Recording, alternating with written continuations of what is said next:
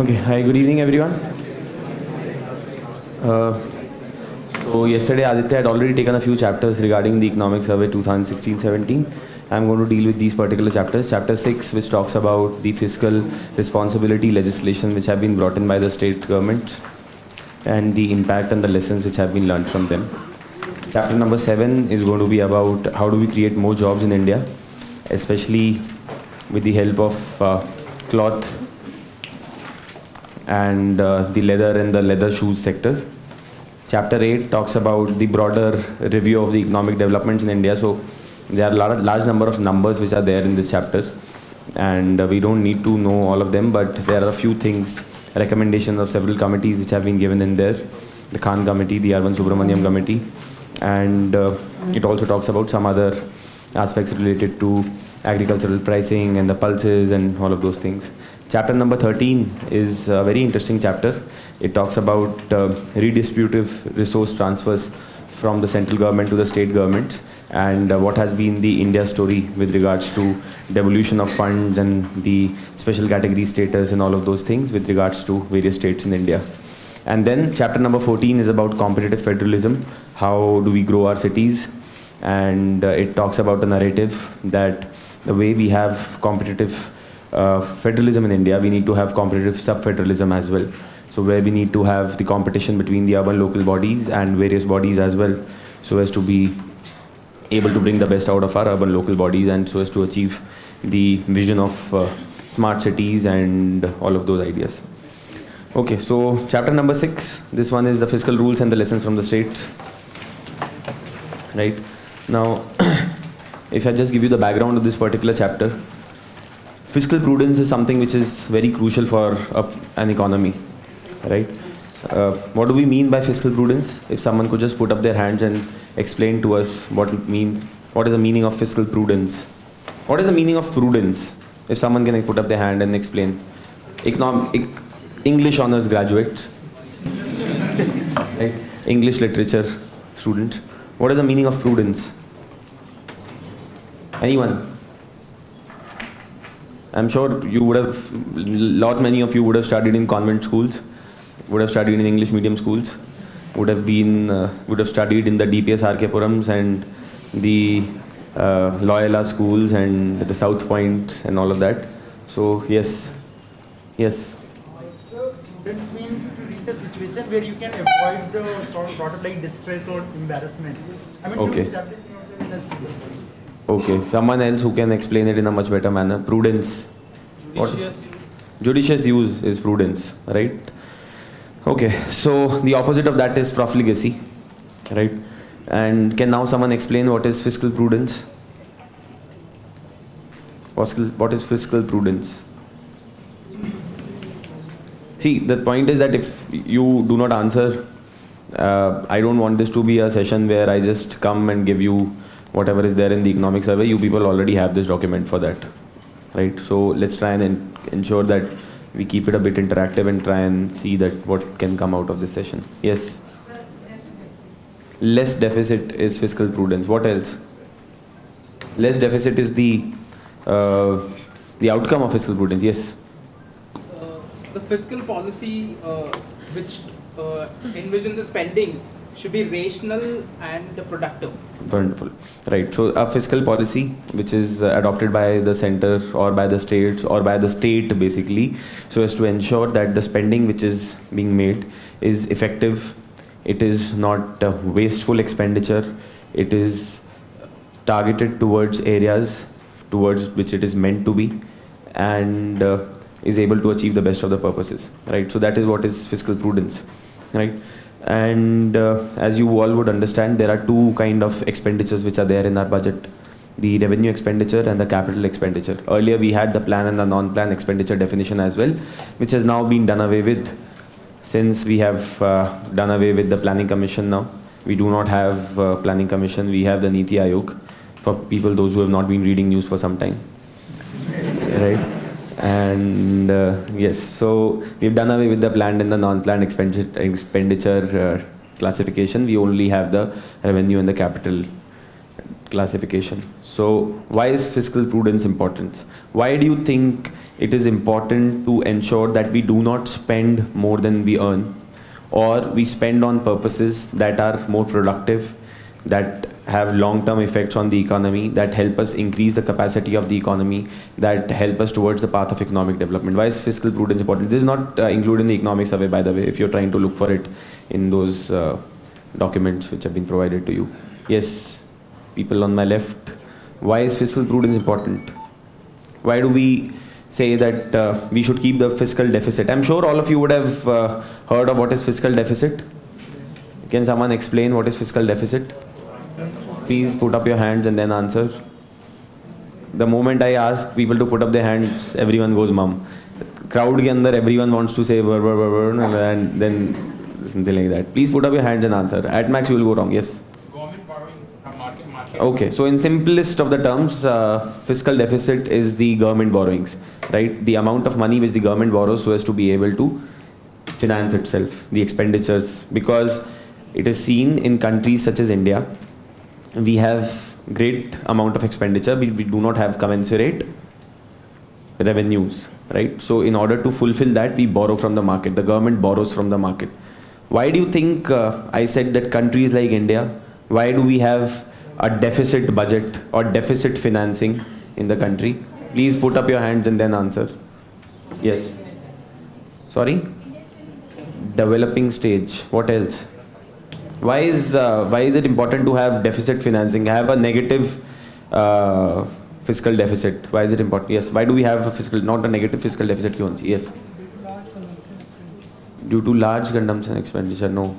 Someone else. Yes. Socialist country. Huh? Socialist country. Socialist country. Yes. Welfare state. Yes. Please. The revenues are also less, and we need more and more expenditure on infrastructure and other social. We Okay. need more investment. Yes. So see, there are all these reasons put together. The most important thing is that, as someone said, that we are a developing country and we still need to improve our infrastructure. And we cannot expect that this investment could necessarily come all from the private sector. The government has to intervene. And most importantly, we are a country which is witnessing the phase of demographic dividend, as we call, right? And this is the time to seize. We have to seize this time. We have to be able to make advancements within this particular time so as to be able to come up, right? So in this time, it's important that even if we spend more than we earn, it's perfectly fine. But we have to spend that money on infrastructure, on building the capacity of our economy so as to be able to reap benefits in the longer run. So now, why is fiscal prudence important? But at the same time, it's very important that we do not overspend, right? We should not spend so much that we have a balance of payment like kind of crisis which evolves in our country.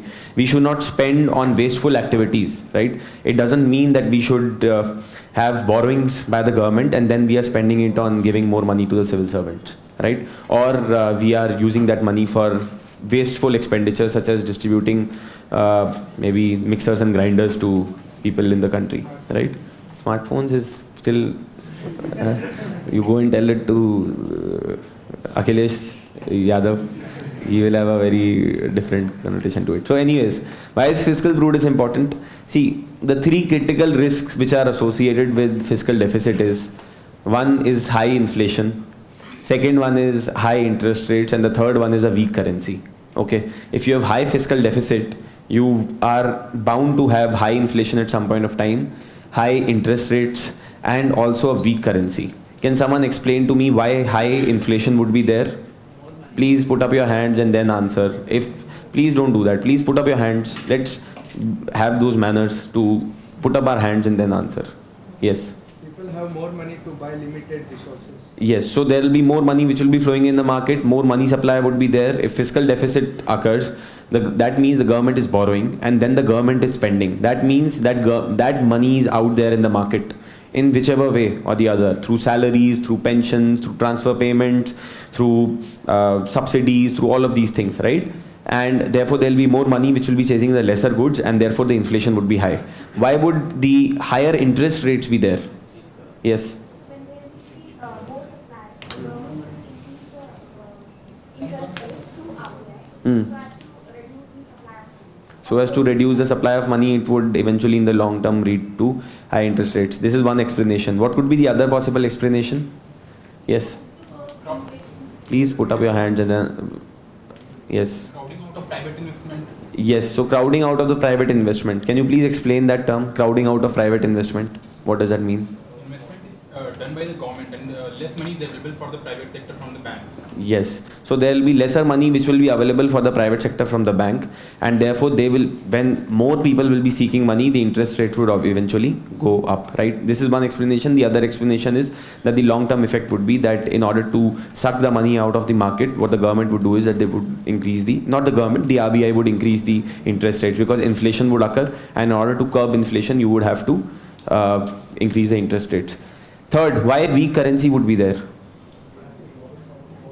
We have to, because see, the very simple thing, because we'll be having more of Indian currency which will be there in the market, right? As simple as that. So more of Indian currency in the Indian market and or in the market, and because of that, eventually that would lead to a weak currency, right? So these are the three issues, major issues which are associated with fiscal deficit. There could be a number of them which could be there, right? Fiscal deficit could also ensure that you maybe have the rating agencies cutting down on your this thing, your bond yields, the government bond rates would go up significantly. So there are a number of things which are associated with fiscal deficit which are there, right? And we can always have BOP crisis like situations, right? And the industrial growth definitely suffers if the fiscal deficit reaches a certain number, because then the crowding out of the private investment would start to take place. Okay, so in order to curb this fiscal deficit, in order to have more fiscal prudence in the country, we came out with this Financial Regulation and Budget Management Act in 2003.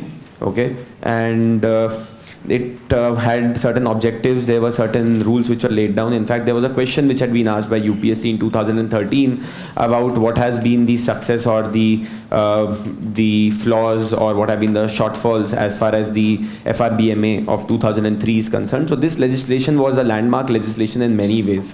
We were almost about to achieve zero revenue deficit, right? Deficit in our revenue expenditure and revenue receipts would have been zero by 2008 if not for the global financial crisis which occurred in 2008, right? And in order to come out of that, in order to save our economy, we had to spend more, and therefore we could never achieve those numbers as we were supposed to. But the FRBMA Act of 2003 wanted to achieve a certain number of objectives. One was fiscal management principles were to be adopted, making it incumbent on the center. So this was a law which had been adopted by the central government. This was a law which had been adopted so as to manage the central government finances. It says making it incumbent on the center, making it mandatory on the center to reduce the fiscal deficit, to eliminate the revenue deficits. The revenue deficit had to be reduced to 0% of the GDP as per the target set out thereafter, right? So what was the fiscal deficit target which had been set out by the FRBMA of 2003? 3% of the GDP, right? Always remember that 3% of the GDP is the answer, not 3%, right? Especially for the people, those who are appearing in the interviews, right? Please don't say 3%. That doesn't leave a good impression, right? I happened to ask someone the other day that what is Uttar Pradesh's revenue, GDP? That particular person said 150 million. God only knows what it was. 150 million paise, 150 million rupees, 150 million Australian dollars, 150 million dollars, 150 million Pakistani rupee, or for that matter 150 Zimbabwe currency, right? So I really don't know what GDP was being talked about in any case. So yes, another was no deviation from the targets was permitted except on grounds of national security or calamity, and in order to be able to change the targets, the government had to take the approval of the parliament, right? It had to give a show cause notice. Please put your phones on silent. That's the basic etiquette. Prohibits the center from borrowing from the Reserve Bank of India. That is, it bans the deficit financing through money creation, right? So there is a process called as deficit financing, where the government of India can tell the RBI that, see, we are running short on cash, we are running short on money, why don't you print more notes? Or why don't you borrow us the money? So deficit financing was a concept which was completely put on hold since 2003 when this particular legislation came into being. And then it requires the government to place before the parliament 3 statements covering the medium-term fiscal policy, the fiscal policy strategy, and the macroeconomic framework each year along with the budget. If you go onto the government website, see the budget, so there will be an annual financial statement which will be there. An annual financial statement would be accompanied by these 3 documents also, right? So this was FRBMA, and their FRBMA has its own share of successes and downfalls. You could read more about it. There have been number of articles which have been there in the newspapers. I think around June or May of 2016, there was a very nice article which was there in the Hindu and the Hindu Business Line regarding the success and regarding the downfalls of the FRBMA Act. Please do go through it. Right. Anyways, so now on these particular lines only, the state governments came out with this particular legislation called as the financial responsibility, or the FRLs. Okay, the financial responsibility legislations. Now the FRBMA was for the center. The state governments came out with these FRLs, which were meant for the state government, so as to be able to control their deficit, so as to ensure fiscal prudence in their functioning. Right. So what were the various provisions, and what were the various, so various states came out with their own various FRLs, and these were some of the outcomes which had been achieved in a nutshell as far as the FRLs are concerned. The first one is that the fiscal targets were achieved, which were same for all the states. Okay, so there were certain fiscal targets which had been set for the states, and most of the states were able to achieve those fiscal targets. The overall deficit of the states was not allowed to exceed 3% of the gross state domestic product at any point, right? So the overall deficit, the fiscal deficit, was not allowed to exceed 3% of the GSDP. The revenue deficit was to be eliminated by 2008-2009. It did not necessarily occur, but a lot of states were able to completely eliminate the revenue deficit.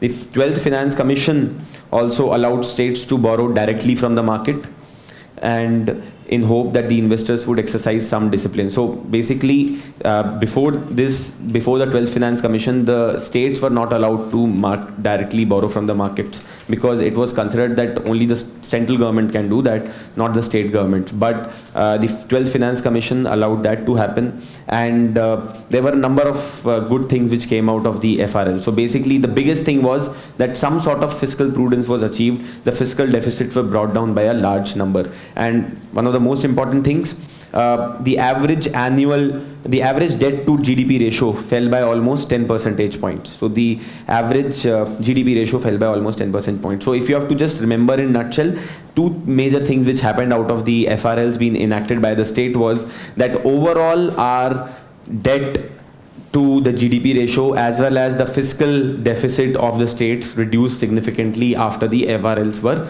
enacted.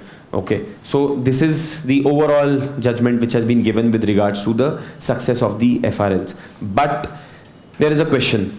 Is it all because of the FRLs? Is it all because of the legislations which were enacted by the state governments on the line of the central government, because of which the state deficits were brought down?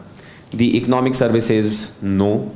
It says that there were a number of other reasons also because of which the fiscal deficits could be brought down. Okay. The first which it says is that there was an acceleration of the nominal GDP growth rate.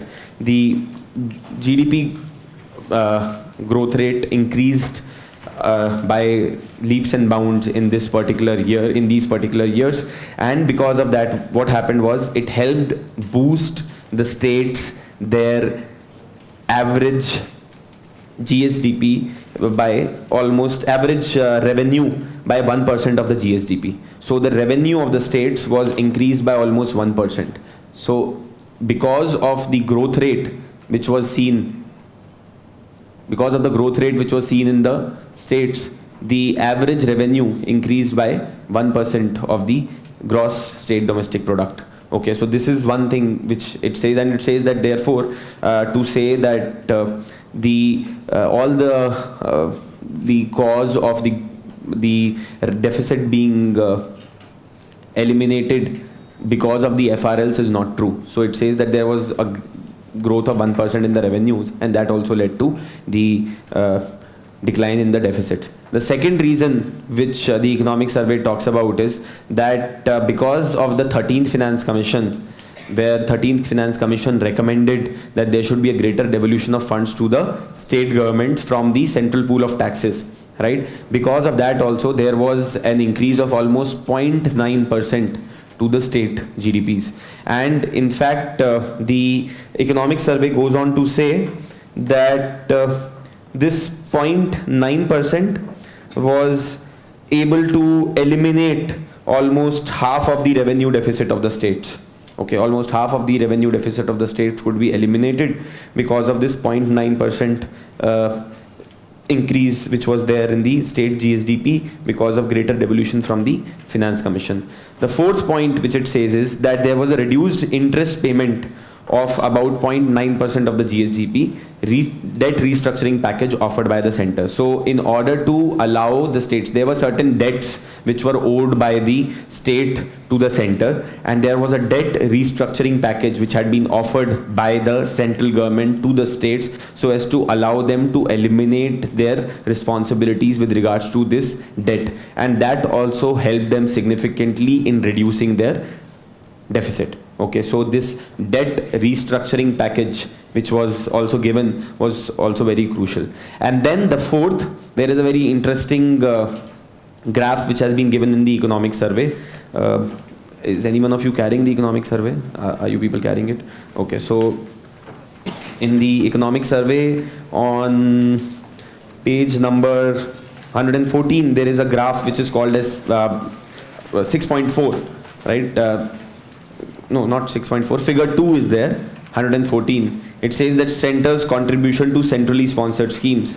So it talks about a long period of time. You would see that the center's contribution to the centrally sponsored schemes as a percentage of GDP has actually decreased since 2011. But if you look at the total money which is being given to the states, right from 2006 to 2011, it has increased commensurately. It has increased by leaps and bounds from 2006 to 11, and because of this, several responsibilities of the state governments in education, in health sector, and in the rural development areas could be taken care of by these centrally sponsored schemes. Centrally sponsored schemes such as MG Narega, for example, or the National Rural Health Mission, or Sarv Shiksha Abhiyan. So all of these centrally sponsored schemes, the central government spent more money, and therefore it allowed the state governments to spend less on these areas, and therefore to be able to improve their fiscal situation overall. Okay, so these are the reasons which are given. These are called as the exogenous reasons by the economic survey, so as to explain that why probably the FRLs were not the only reason because of which we witnessed decreased revenue or decreased deficits. Okay, now, so the FRLs were enacted. The FRLs were able to achieve certain objectives. Some of the objectives which they achieved could also be attributed to some other reasons as well. But there is a very interesting observation which is made by the economic survey. Okay, I'll just read it out for you. It says that rather than encouraging states to tighten their belts, the role of the FRL has been to prevent them from spending all their windfall, all the money, instead of tightening the belt. So it's not that states have reduced profligacy. They have stopped reducing on frivolous things, or they have stopped reducing, or they have reduced their revenue expenditure. But what has happened is that whatever great amount of money which the state governments got, they sort of put, as it says, it has been able to prevent them from spending all of their windfall. So in a way, the state governments have been prevented from spending their windfall, which tells something. There has been a lot of analysis which has been done, but the bottom line is this. So which tells us something very interesting, that the FRLs were not necessarily very successful in cutting down the revenue deficits or the fiscal deficit for the states.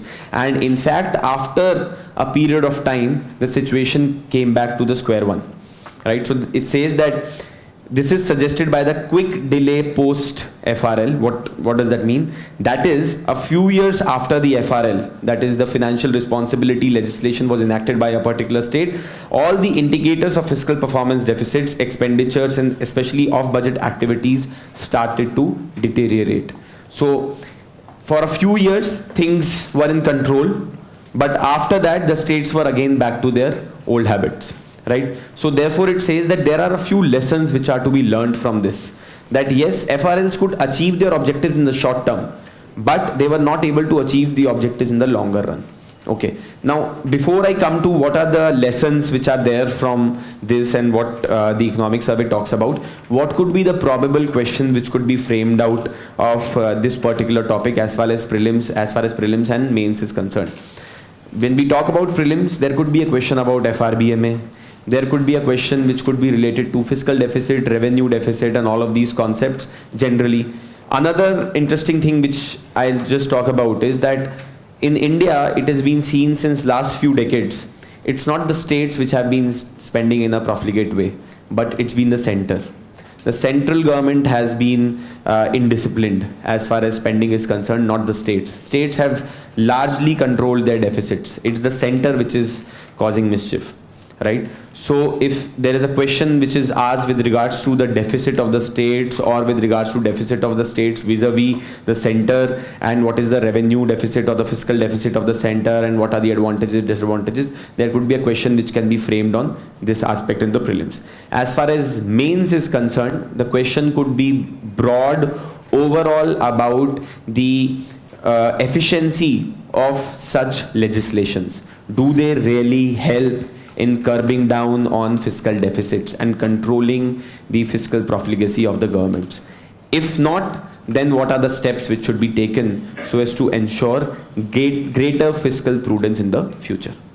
Okay. So that could be one question which could be framed out of mains. In mains, I don't think there could be more which would be sort of there on this particular question, because FRBMA ke andar they have already asked the question. But yes, if you are appearing for the interview, this could again be an important question, especially if you are an economic student or generally also in terms of what do you think, has the FRBMA been successful or has it been unsuccessful? What are the shortfalls which have been there? And what about the state governments then? And why is it that the state governments have been able to do better than the central government, and so on and so forth, and all of those questions? You need to explore answer to these questions on your own. Please go back and explore that article which I talked to you about. FRBMA के ऊपर एक बहुत अच्छा article आया था हिंदू में, where it talked about that what are the shortcomings which have been there as far as the FRBMA is concerned, and then what's the way ahead. So now they are saying that we should have a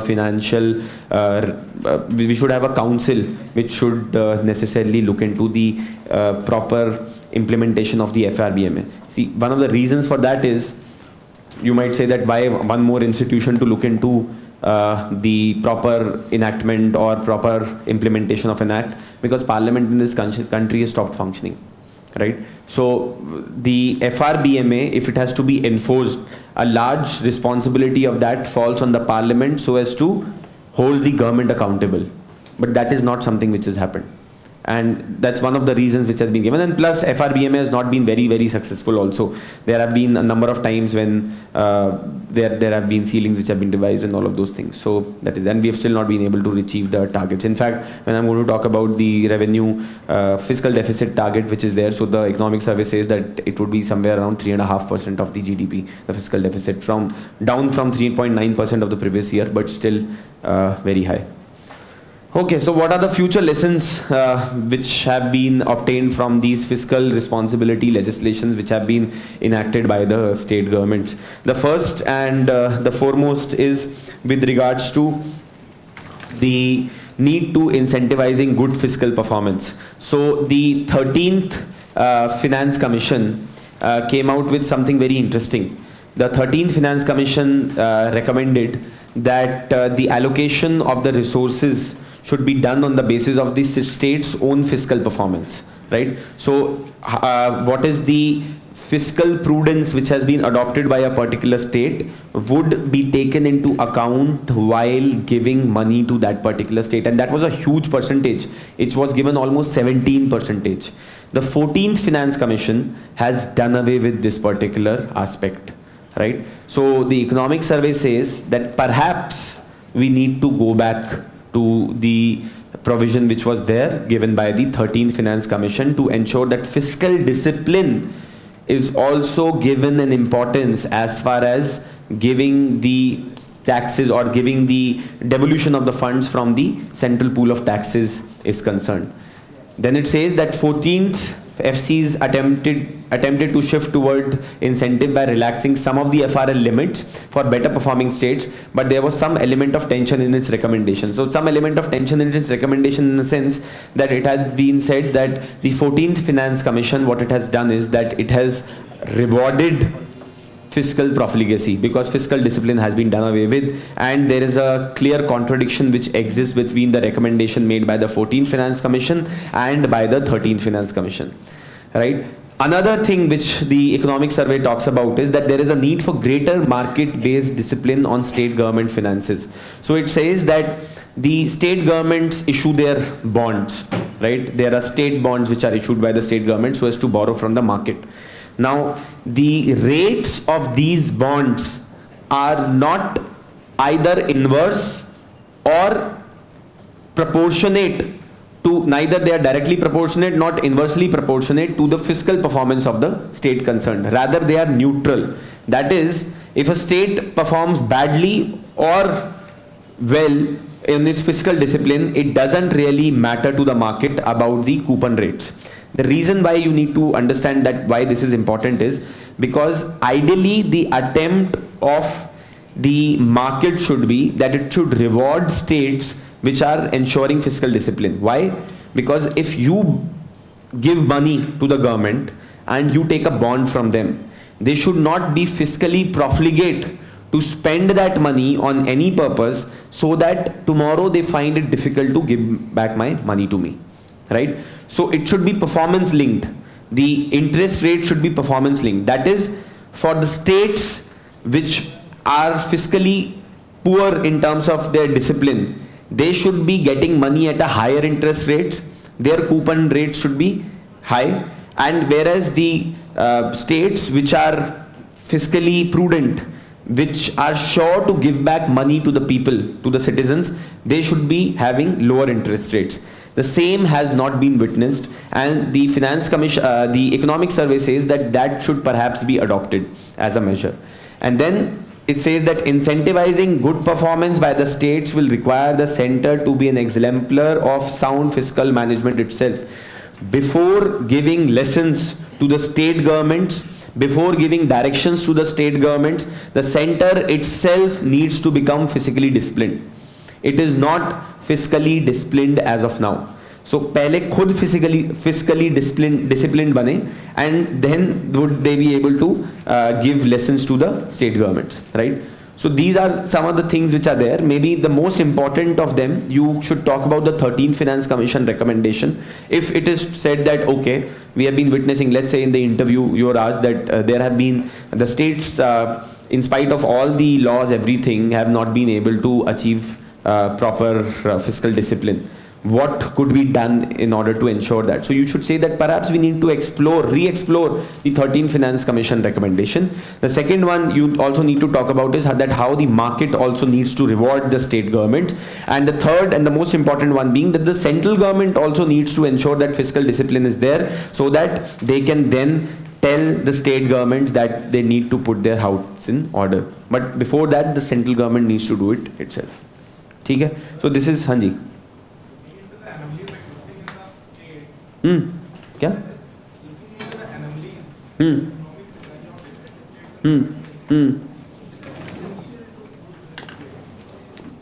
Is it essential to? Which way? Why? Because fiscal prudence is important at the end of the day. Because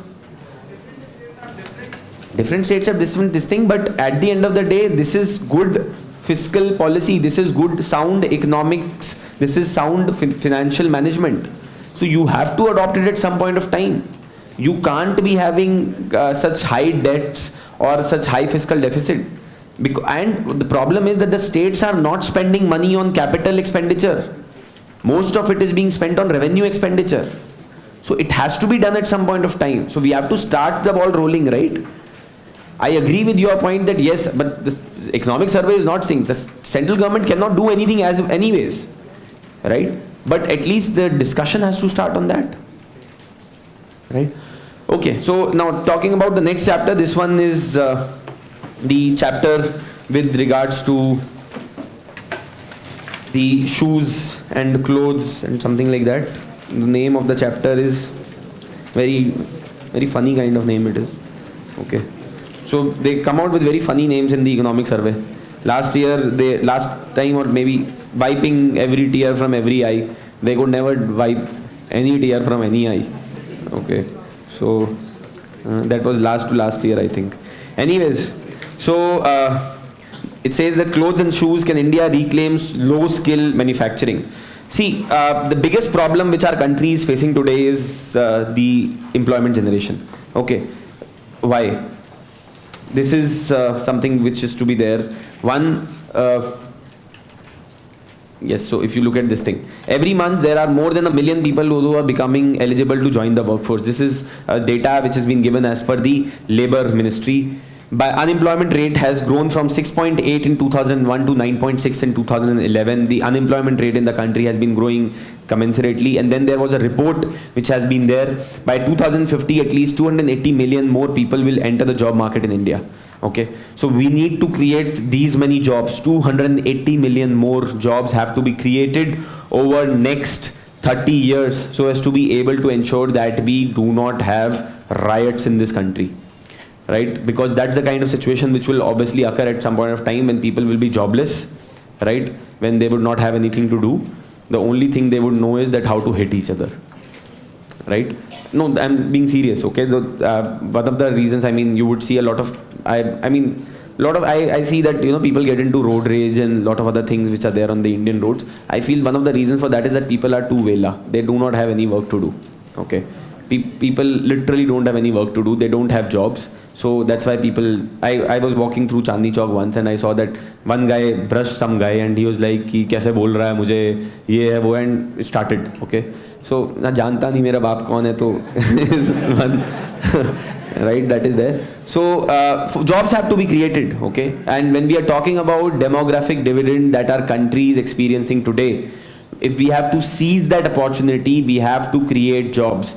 And all these jobs cannot come either just from high-skilled manufacturing, they cannot come from agriculture, they cannot come from services sector at all. Services sector has been the poorest generator of jobs in India, right? So we have to look at some other areas where the jobs have to come from. And therefore, the economic survey says that how do we create more jobs? Right? Where do we get the jobs from? What should be the strategy which the government should adopt? So these are the 3 points which you could sort of stick it into your mind, and whenever any question comes with regards to employment generation in mains, in interview, you could use this as a structure and then you could play around these particular points, right? These are very interesting 3 points. One is that you need to generate rapid economic growth. Only when there will be rapid economic growth in the country would more jobs be getting created. One is that. Second, it says that we have to create such an environment, an enabling environment where more and more investment comes into the country, right? More and more people come, set up their shop in India, investment comes in, and then new plants are set up, new jobs are created, and more and more people get employment, right? So that's the second thing which you can say. So first one, you talk about the aspect of rapid economic growth, and the second one is that how do we get more investment in the country. And the third aspect which the economic survey talks about is that we need to have targeted action in certain labor intensive sectors. See, we can't be we don't have enough time, or we don't have enough energy to spend our attention or to give our attention to all the sectors of the economy. We can't be thinking that let's create jobs in service sector, let's create job in agriculture, allied activities of agriculture, low skilled manufacturing, high skilled manufacturing, this and that and so many other things. It's not possible. So the economic survey says that let's look at some specific areas. What could be the solution, right? What could be the short-term solution which we can take so as to ensure that more jobs are created with less return on investment has to be greater. Jobs are created in one particular sector as compared to the other sectors. So let's try and identify these sectors which are labor intensive sectors, pick up these certain labor intensive sectors and invest in them, invest our energies and policies and all of those in those particular sectors. Now, it says that what should those sectors look like? What should be the kind of, so it doesn't, obviously the chapter is about clothes and leather manufacturing and all of that, but it says that if we have to identify, so this is the problem statement. The problem statement is that so these two, we'll talk about it, right? Rapid economic growth and all of that. The economic survey says, let's forget the first two. Let's talk about the third one. Where do we find these labor intensive sectors which have to be the targeted ones for us, right? What should be the characteristic of these sectors? It says the sectors should be able to generate jobs that are formal and productive, provide bang for buck in terms of jobs created relative to investment. So if I invest 5 rupees, it should be able to give me 5 jobs or whatever. That ratio has to be higher in terms of these particular.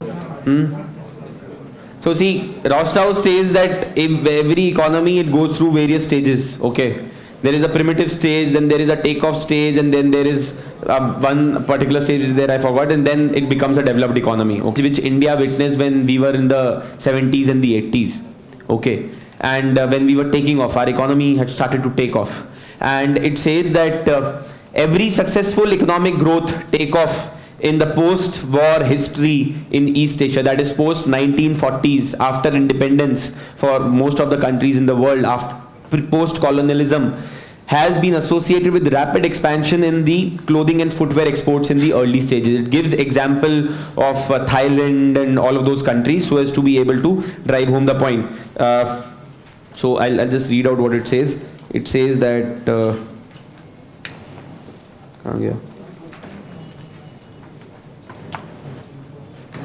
okay. So it says that in the successful East Asian economy countries where GDP growth booms average between 7 to 10%, growth in the exports of these two sectors was exceptional. The average annual growth of apparel exports was over 20%, with some close to 50%, and that of leather and footwear averaged more than 25%. Okay, so that was the kind of growth which had been experienced in these sectors. In fact, there has been a very colorful graph which has been given. Okay, figure 1 which has been given on 129 number page, which talks about that how the various countries experienced growth in, so it talks about Korea, Thailand, Indonesia and so on and so forth, and there is some mistake also in these graphs. Anyways, so fine. So that is one thing which it says. Second, it says is, in this takeoff growth, India has underperformed relative to East Asia. Most of the countries in East Asia, we have performed relatively very poorly, right? So it's very important that if today also the opportunity is there, and if we can seize this opportunity, we could help increase the growth of our economy. So we have maybe missed the bus in the earlier times, but we still have the opportunity. Second thing which it says is female labor intensity for apparel and leather industry is very high when compared to other manufacturing sectors. So the female employment which can be generated in these sectors is relatively very high, and it then goes on to give the example of Bangladesh. Okay, it talks about something very interesting. It says that in Bangladesh, female education, total fertility rates and the women labor force participation moved positively due to expansion of the apparel sector. Right? In Bangladesh it says female education, total fertility rates and the labor participation rates for the females moved positively due to the expansion of the apparel sector. In fact, Bangladesh is one of the leaders in apparel sectors. It has displaced India after the 1990s in the apparel sector significantly. Okay, opportunity for women means that these could be vehicles for social transformation. You all would understand, we celebrated Women's Day yesterday, right? So how having the development of the fair gender in the country or in our economy especially will have repercussions socially in a number of ways. You could look at the states where the status of the women is better, and you could look at the health indices of the kids there, the health indices of the overall citizens there, and you would realize that they are much better in those states as compared to states where the female empowerment is lesser. Okay. Then another thing which is there is, it says that this is a historic opportunity for India. China is vacating. So we can't displace China. That's what economic survey in a way says. It says that chalo, China is leaving. and now the space is being filled by other countries and not India. Why it says China is vacating? Because China has lost its labor cost advantage now, right? Its labor costs have increased significantly in China, and because of that, a lot of companies are now shifting here and there, and a lot of this apparel sector is shifting here and there, and that advantage is being taken up by countries such as Vietnam, Indonesia, right, Bangladesh, etc. All of these countries are taking advantage of that. So it says that India has an opportunity to promote apparel, leather and footwear sectors because of the rising levels of wages in China that has resulted in China stabilizing or losing the market in these products. It then goes on to say that China's deteriorating competitiveness costs in most, it says that Indian states are actually significantly lower than China in terms of labor cost. But in spite of this, we are not able to capture the space which is being left by China. It says that the space vacated by China is fast being taken over by Bangladesh and Vietnam in case of apparels, Vietnam and Indonesia in case of leather and footwear, and Indian apparel and leather firms are relocating to Bangladesh, Vietnam, Myanmar and even Ethiopia. So now what is happening is that instead of, so there are two things which are happening. Okay, one, Bangladesh and all of these countries are taking the space which is being left over by China in the apparel and the footwear sector and all of those things. And the second thing which it says is that Indian companies are also shifting to these countries now. Okay, and then it says, so that's what the space is being vacated, is being taken over Bangladesh and Vietnam in case of apparels, Vietnam and Indonesia in case of leather and footwear. So we need to see that what do we do, right? In fact, these again, why only this sector? Again, one more perspective which is there is, so one is that China is vacating the space, second is the women impact which is there, the third one is with respect to the number of jobs potential which it has and all of those things, and the inclusivity and stuff and all. Now the last point which it says is that the jobs per unit of investment in the apparels are 80-fold more labor intensive than autos and 240-fold more than steel. So generally कहा ऐसा जाता है, narrative ये रहता है कि अगर आपको जॉब्स क्रिएट करनी है तो ऑटो सेक्टर में इन्वेस्ट कीजिए, अगर आपको जॉब्स क्रिएट करनी है तो स्टील सेक्टर में इन्वेस्ट कीजिए. Rather, the economic survey turns this narrative upside down. These are the numbers which are there. It says this is investment, this is the sector, this is the number of jobs which are created, this is the jobs per lakh investment. In auto sector, the jobs per lakh investment is just 0.3. Only 0.3 job is created per lakh of investment. In steel sector, only 0.1 job is created per lakh of investment. Whereas when we talk about apparels, the apparel sector, 23.9 jobs are created for 1 lakh of investment in this particular sector. Imagine the number of jobs which are being created, right? Then it talks that, okay, so this is apparel sector, leather and footwear has 7.1, leather goods has 9.9, footwear alone has 7.7, textiles has 4, food processing has 2.4. You would have read the food processing chapter for your mains. There would have been saying that food processing sector has such great employment generation capabilities. This is the sunrise sector in India and so on and so forth. The economic survey says that move all of these things aside, apparel sector is where the maximum number of jobs can be created. Maximum bang for buck can be done in this particular sector. And then look at the female numbers as well. Female jobs per lakh per investment. In steel sector, 0.05 jobs are created for 1 lakh rupee which is invested in the steel sector. 0.1 job is created in auto. Whereas you look at the apparel sector, 8.2 jobs are created. So the investment to returns ratio which is there in the apparel sector, in the footwear sector, in the leather and footwear sector is significantly more as compared to all of these conventional sectors which were considered to be really good. Okay, so now we know that we have to take care of this particular sector, but what do? There must be certain challenges also. So then the economic survey goes on to talk about these challenges. Okay, there are 4 general challenges which it talks about, and then it talks about some specific challenges as well. What are these 4 general challenges which the economic survey talks about? The first one which it talks about is that this sector is facing problems in terms of logistics. This is a huge problem which the economic survey says. It says that India is very handicapped as far as the other competitors in this sector is concerned. The cost and the time which is involved in getting the goods from the factory to the destination are much higher than those of the other competitive industries. So say for example, today a particular tender is given to an Indian company which it says that okay, give me 100,000 some shirts, or in that case Indian company would say that our turnaround time will be 1 month, whereas some other company in Bangladesh etc. would say that our turnaround time will be 15 days. And obviously when the manufacturer or the person who wants this order, he would go to Bangladesh and not to China, right? This is one of the reasons. So it says that very few large capacity containers come to Indian ports to take the cargo, so that exports have to be transshipped through Colombo, which adds to travel costs and hence reduces the flexibility for the manufacturers.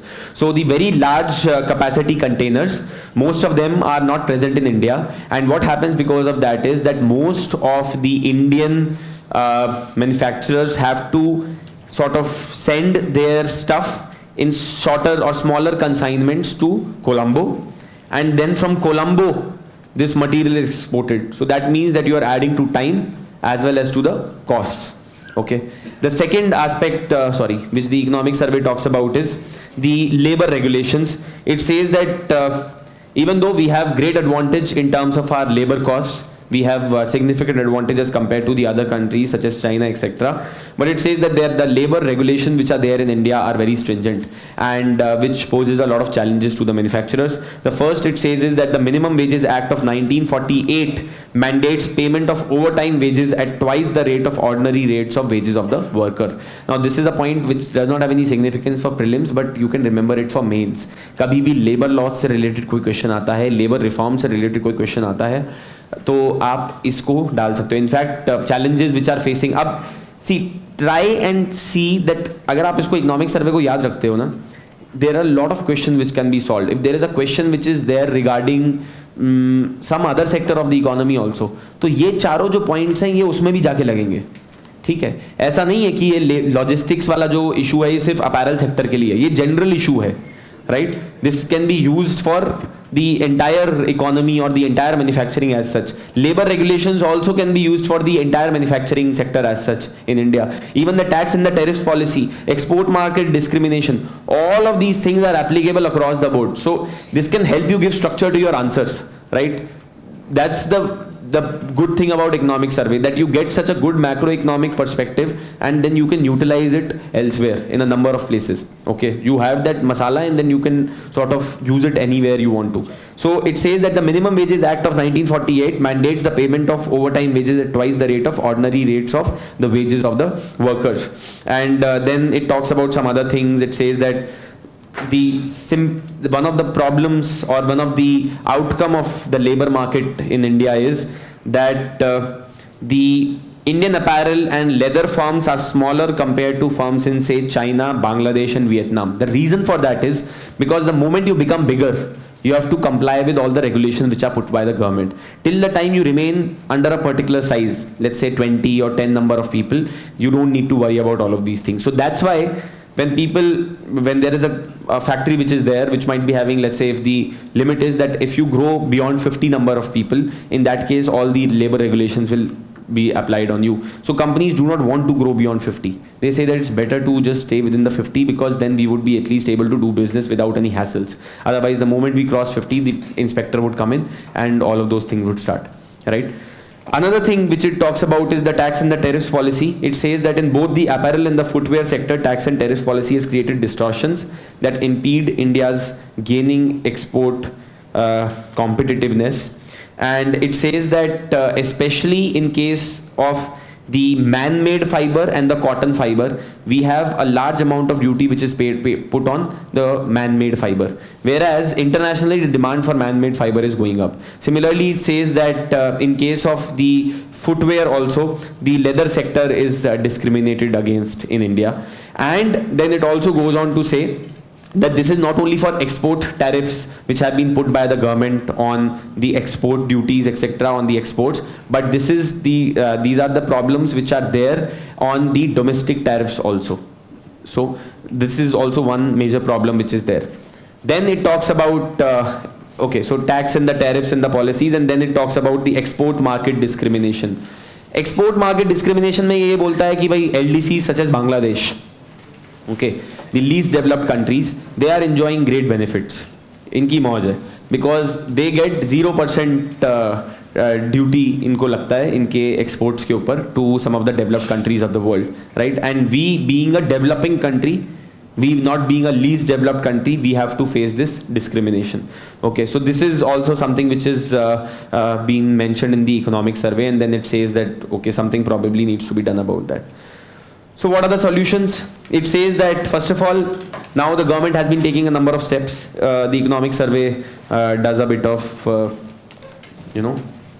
praising of the government. So it says that the textile and the apparel firms have been or would be provided a subsidy for increasing the employment, and this would be in form of EPF contribution by the government. So the government is mulling over the fact that we will be contributing to the EPF of the employees, those who are working in the apparel and those who are working in the textile sector and all of those things. Second, it says is that we are soon to sign the FTAs with the EU and UK, and then it goes on to say that this could have repercussions. We need to be a bit careful in signing these FTAs, obviously, because it might have negative issues, but it says that it can lead to creation of almost क्या number है 1,08,000 jobs with EU अगर हम FTA sign करते हैं, and UK के साथ अगर हम FTA साइन करते हैं, it would lead to almost 20,000 jobs, 23,000 jobs, right? And plus additionally there will be some other direct jobs which will be created in this particular sector. Then it says rationalization of taxes through GST has to be done. Once you have GST kicking in, then all of this discrimination which exists against man-made fibers, cotton fiber, leather, non-leather, all of these things will be gone out of the window, right? So it says that this is something which we are waiting for, and once the GST is implemented, this particular sector could get a boost. And then it says that choice should be given to employees on deduction. So आप में से कुछ लोगों ने जब job की होगी तो पता चला होगा, जब महीने के एंड में पैसे आते हैं बहुत सारे कट के आते हैं, है ना? EPF डिडक्शन होती है, TDS डिडक्शन होती है, बहुत डीकना फैलाना कट के आता है. जो लोग सरकारी जॉब किए उनको तो और ज़्यादा दुख से पता होगा इसका, किस तरह से सब पैसे कट कर आते हैं. So in this the economic survey says that they should be given choice. The employees should be given choice that how do they want to do they want this money to be cut directly, or do they want it to be spending it in their own way and all of that. So उसके बारे में आपका इस document में दिया हुआ है, so you could read about it. So these are some of the solutions which it gives. Obviously the most important of them being that you have to provide certain incentives. Second is that rationalization of taxes through the GST has to be done and all of those things. And plus overall infrastructure improvement has to be done. So logistics के case के अंदर जो हमने बात की थी, logistics हैं, labor regulations हैं, tax and tariff policies हैं, export market discrimination, all of these areas have to be sort of checked. It doesn't, to be very honest, this is very surprising also to me, because the solutions are not really great which have been given by the economic survey. It just talks about the problem, doesn't necessarily talk about the solutions. But in any case, so that is which is what has been given in the economic survey with respect to this particular sector of the economy. Clear? Okay. Now moving on to the next chapter, chapter number 8, right? Review of the economic developments. Now this is ये सबसे फालतू का chapter है इसमें, ठीक है? अभी पता चलेगा क्यों फालतू है. So and therefore I am not going to emphasize much on this chapter anyways. It just gives some broad numbers, data, does some gungan of the government, talks about some of the recommendations and all of that stuff. Typical government kind of a report. So what are the reviews of the economic developments which are there? First, it says that the fiscal deficit is projected to get down from 3.5% to 3.5% from 3.9% this year. So that's the first thing which the review of the economic development talks about, okay, fiscal development में एक चीज़ और जो fiscal development में एक चीज़ और interesting बोलता है that in spite of the effect of demonetization, Aditya would have talked about demonetization yesterday and the impacts to defy or to demonetize whatever it was. So in this it says that the indirect taxes have grew despite possible short-term effects of demonetization.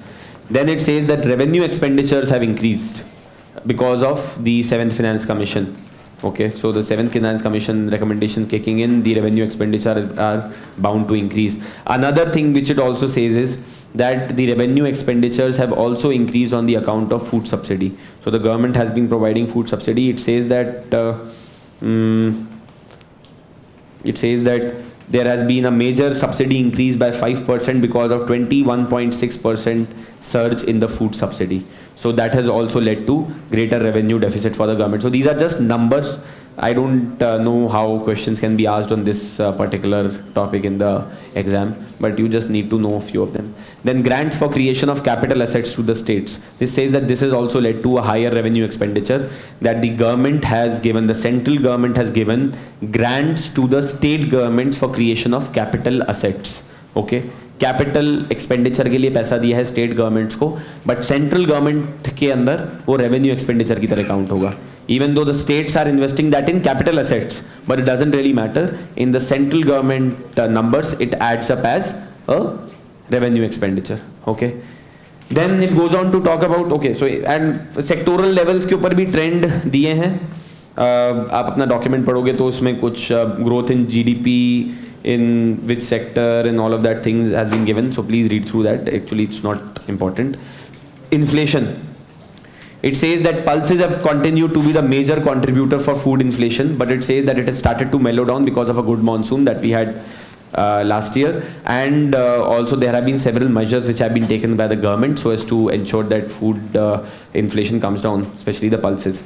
And it says that food inflation is likely to remain subdued in light of, then it says that the food inflation is not going to increase a lot, and it is going to remain subdued because there have been some steps or some things which have happened. One, it says is that the higher rabi sowing acreage, so the percentage of area which has been sown for the rabi crop this year has increased. Second, it says that there has been a projected increase in production of pulses and key agro products globally. So globally, the production of pulses and key agro products has increased. So obviously that would have repercussions on the domestic produce in India as well, and the prices of the food items. And then it says astute management and price monitoring by the government. So the government has kicked in very astute and a very focused kind of price monitoring, so as to ensure that no black hoarding takes place or no black marketing takes place and all of those things, and then the prices could be maintained to a certain level. So in case if the price of the pulse is increasing, then they will import some prices and all of that. Commodity exchange would be stopped, and all of those things have been done by the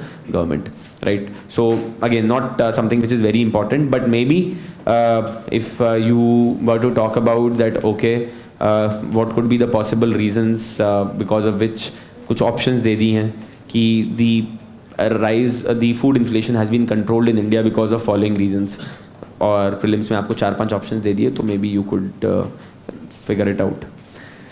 Now then it talks about strengthening the corporate bond market in India. Okay, so can someone explain what is corporate bond? Please put up your hands and then answer. Economic students, graduates from LSR, SRCC, which all other colleges are there? Daulat Ram, और कौन सा है? Ramjas, Kirorimal. DCE के अंदर भी economics पढ़ते हैं क्या? अच्छा DSC, अच्छा DSC, मैंने बोला DCE में कब से इकोनॉमिक्स पढ़ने लग गए? इंजीनियरिंग तो ढंग से नहीं पढ़ते लोगों, इकोनॉमिक्स ऐसे पढ़ेंगे. हाँ बताओ, व्हाट इज कॉर्पोरेट बॉन्ड? क्या हो गया यार? ऐसे ही बोल दो, सब साथ में बोलो. I don't think I in habit of putting up your hands and then answering, so साथ में ही बोल दो. Corporate bonds, please. Someone. मैं आंसर नहीं करूंगा इसका, पहले ही बता रहा हूँ मैं. कॉर्पोरेट बॉन्ड एक कोई आंसर कर दो अभी.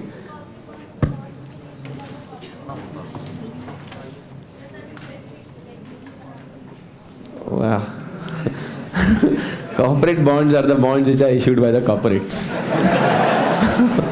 हाँ जी.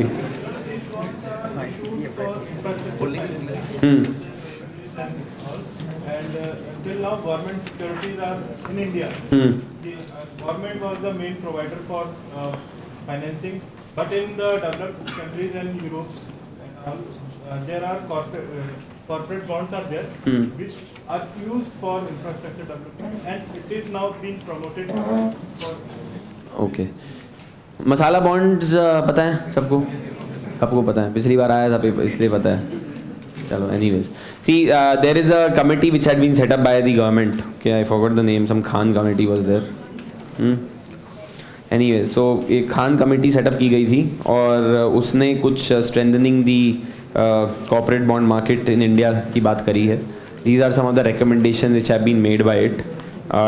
You can remember 2-3 of these major recommendations. There is not a lot which is to be explained. First, it says is that commercial banks in India can issue rupee-dominated bonds overseas for their capital requirements, financing infrastructure, and affordable housing needs. Okay, so the banks in India can issue rupee-dominated bonds, and because they are dominated in rupee, they will be called as masala bonds.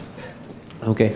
The second it says is that brokers registered with the SEBI and authorized as market makers in corporate bond market permitted to undertake repo and reverse repo contracts in the corporate debt security. So this will increase the transactions which are there. Earlier, these traders or brokers which were registered with the SEBI were not allowed to deal in these kind of corporate debt securities, but now they are allowed to do that. So there will be greater revenue for people to deal in the corporate bond market. Third, it says is banks are allowed to increase the partial credit enhancement they provide for corporate bonds to 50% from 20%. So earlier, some part of the financing of the corporate bonds was done by the banks. Earlier, it was that limit had to be set as 20%, and that credit enhancement has now been increased to 50% in case of the corporate bonds. And the fourth, again, this is not something which is very important. If you can remember it, great. Otherwise, I don't think from general studies perspective, it is something which is really, really crucial. Maybe, yes, you should know that what are the reasons for poor development of corporate bond market in India. ये आप prepare कर सकते हो mains के perspective के लिए. Reasons for development of poor corporate bond market in India and what steps can be taken. उनमें आप 2-3 ये steps याद रख लोगे तो you'll be prepared all ends for any kind of question which comes on corporate bond market. And then it says that simplified procedures to ease access to the foreign exchange market for hedging in over the counter and exchange traded currency derivatives up to so there is a particular limit which has been set up so as to ensure over the trade counter can take place in case of these securities. Okay, so this is something which is there, again not very useful as far as prelims is concerned. Mains you should know a couple of them, and especially इसके background में जाने की कोशिश करना that why is the corporate bond market not developed in India. Please read about it. Yes. So what are repo and reverse repo contract? What is repo and what are reverse? सबसे पहले तो मेरे को ये बताओ कि repo होता क्या है, कौन बताएगा? रेपो रेट क्या होता है? What is repo? प्लीज एक आदमी हाथ खड़ा करो और फिर बोलो. यस, हाँ जी. जिस रेट पे बैंक आरबीआई से लोन लेते हैं. जिस रेट पे बैंक आरबीआई से लोन लेते हैं. Repurchase obligation. और रिवर्स रेपो क्या होता है?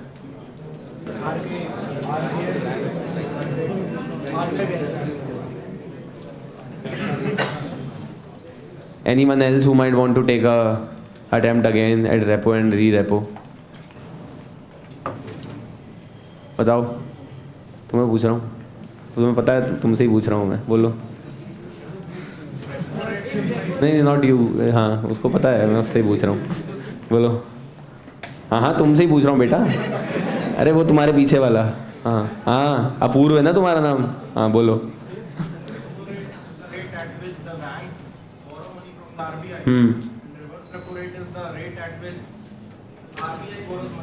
Okay, so what should be the re-repo and the repo contracts which will be there in case of the bond securities? Any guesses? Any guesses? Take a guess, wildest of the guess. हाँ, he said, see, his question was very simple यार. His question was कि sir ये reverse repo और repo contracts in corporate debt securities क्या होते हैं? इस पूरी लाइन को पढ़ो एक बार, अपने आप आंसर क्लियर हो जाएगा. It says that brokers registered with the SEBI and authorized as market makers in the corporate bond market will be permitted to undertake repo, reverse repo contracts in corporate debt securities. अभी सिर्फ जीसे के अलावा, Sorry? अभी सिर्फ government security अलावा है.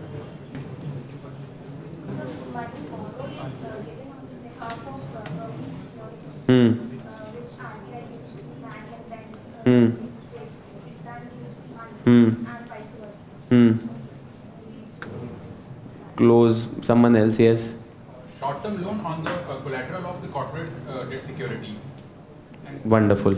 Right. So the money which is some money which is linked to the corporate debt security, and any loan which is being taken on the basis of this particular corporate debt security would be a re-repo and a repo contract in this particular case.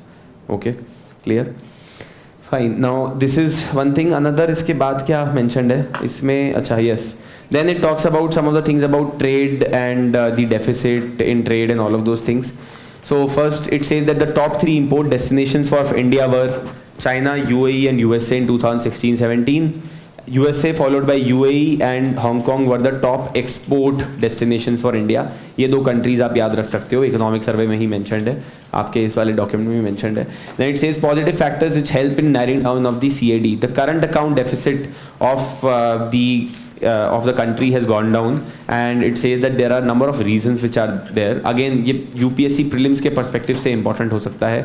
What have been the reasons? Because so it can say that what question ना ऐसा नहीं आएगा कि इस वजह से हुआ है.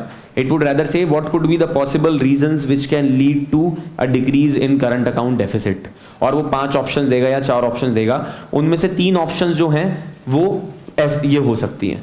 Right? So one is sharp contraction in trade deficit outweighed the decline in net invisible earnings. So अब वो ये नहीं देगा, but rather it will give the option that when the trade deficit outweighs the decline in net invisible earnings, या फिर वो question ऐसा देगा in spite of net. तो आपको वो ऑलरेडी एक डेटा पॉइंट दे देगा कि नेट इनविजिबल अर्निंग्स जो हैं वो इंडिया की डिक्रीज करी हैं. So what could be the possible reason? In spite of that, our trade deficit has decreased. That could be because our contraction has been there in the trade deficit, which has outweighed the decline in the net visible earnings. Second, decline in oil import. So you could say one of the probable reasons. So question आप समझ रहे हो? What kind of question can be framed? It will be some generic 4 options. Okay. What could possibly, which of the following options are correct? Or in the context of this question, what reasons could possibly lead to a reduced current account deficit in context of India? 5 options दी होंगी या 6 options दी होंगी या जो भी दिया होगा, और उसमें एक होगा decline in import bill of oil, right? So that will be a correct option. Then it will say sharp decline in gold imports. So decline in gold imports, which can lead to this thing, gold imports. So you will have to take that correct. So sharp decline in gold imports led to a reduction in India's overall imports. ठीक है. So UPSC will go from specific to general in case of prelims, whereas in case of mains they will be more specific. Okay, the question will be more specific in prelims because they are judging your basic concept. The question will be more general in nature, right? That's how they sort of use these things. Now, improving the learning outcomes. The economic survey also talks about that in spite of the improvement in the attendance, in spite of the money which is being spent on the schooling, etc. in India, it says that the learning outcomes continue to remain very poor. So it says that there has been improvement in access and retention. So the dropout rates have been decreasing. The access rates have been increasing for primary education and schooling in India. But in spite of that, the learning outcomes remain to be a major problem. And it says that learning outcomes, one of the reasons, 2 reasons which it gives for the poor learning outcomes in the country, amongst others, is that there is shortage of professionally qualified teachers and absenteeism of the teachers. These are two major problems which the economic survey highlights in order to sort of talk about the problem of about poor learning outcomes in our schools, right? All of you would have read the about the Pratham report, or you would have read about this particular report, the PISA report, right? In which India had a glorious 73rd rank out of the 74 countries. Okay.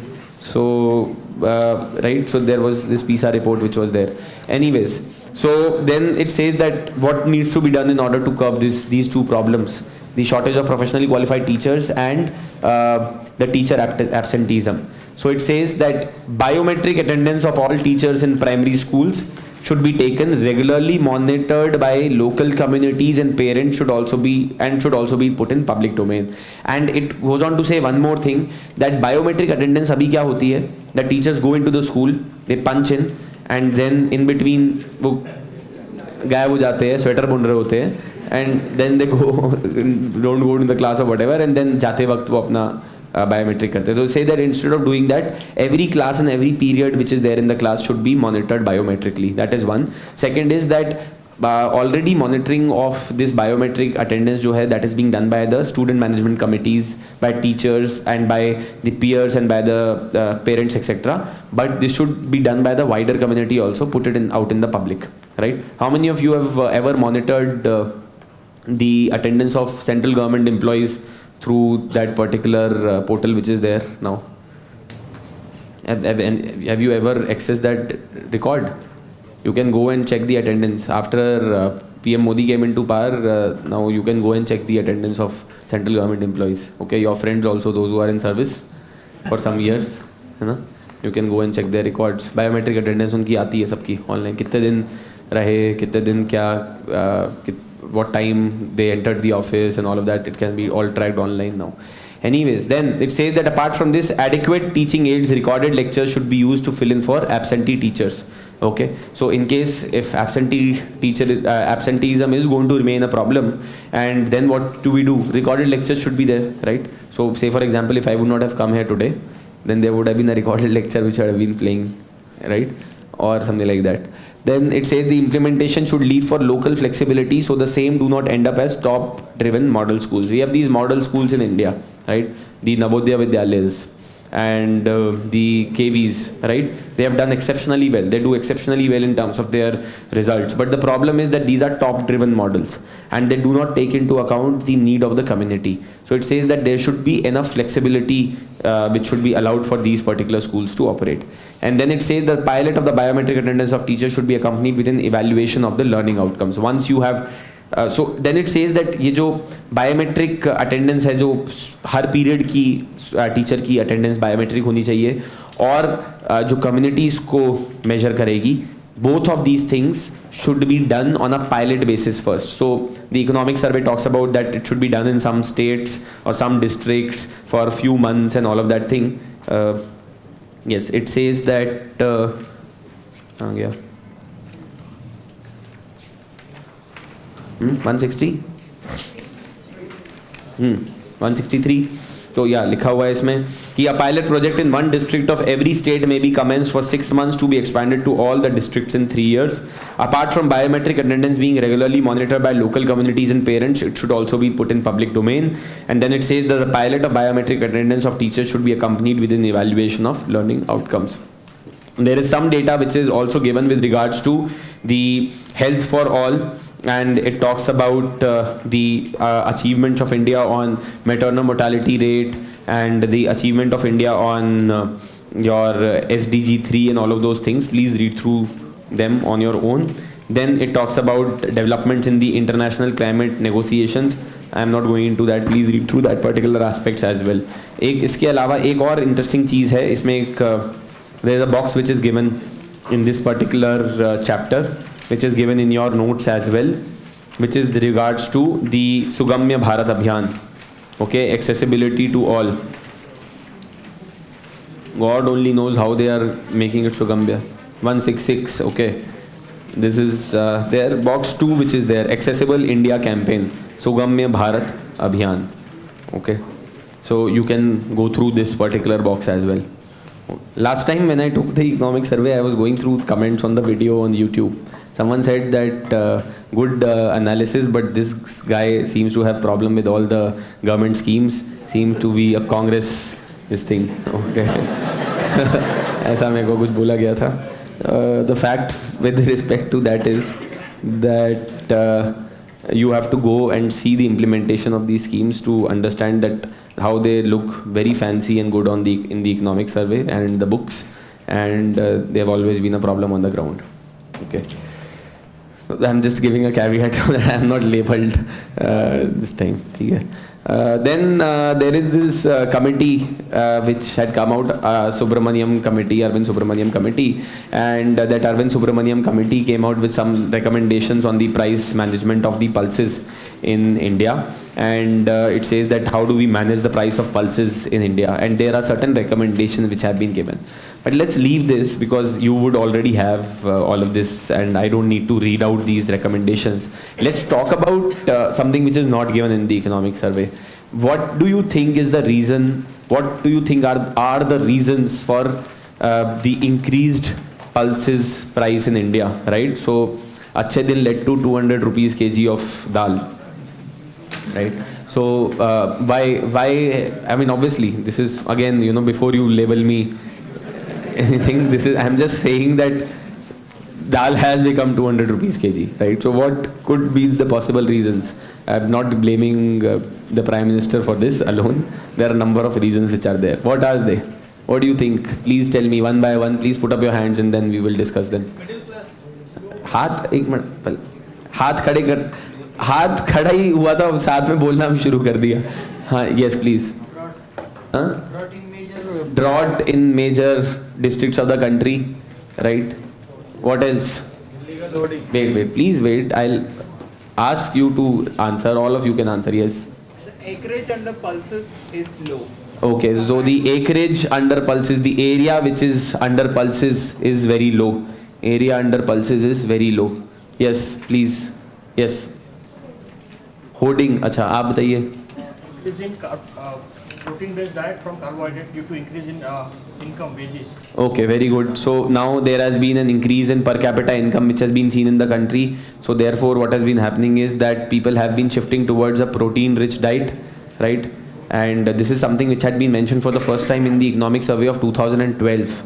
13 in fact, I think 2012 के economic survey में पहली बार mention किया था, where they said that because people there is an increase in the income of people, the consumption patterns are changing. People are consuming more of eggs, more of proteins, more of milk, such items which are protein rich, and therefore that has led to increase. Yes. Favor to rice and wheat. More favor to rice and wheat, which is there in our policy. So our MSP policy and our entire policies are loaded toward cereals. Okay, they are loaded in favor of the cereals. What else? Long gestation periods of the seed. Okay, good point. You have agriculture as optional or what? Huh? Okay, what else? Yes. Wait, ruko, huh? Provided towards R&D for product. Very good. Okay, so the R&D which is there in the pulses is very poor. You have hybrid varieties of the cereals, but we have still not been able to come out with hybrid variety of pulses as such. Yes. Okay, so again there has been a greater income which has been there. One of the reasons could that also be that how MG Narega has led to an increase in wages and then all of those things. Yes, what else? Any other reason? Yes. Low productivity. Low productivity, wonderful. So MSP not targeting properly. yes. So low productivity and low productivity of the yield of the crop is very less, and that is to be done with the R&D also. Yes. MSP तो हो गया ना यहाँ पे. MSP which is loaded in favor of the cereals. Yes. Please wait. Yes. Increase again cereals and other cash crops which are sort of changing the acreage under this has been this thing. Yes, ma'am, please.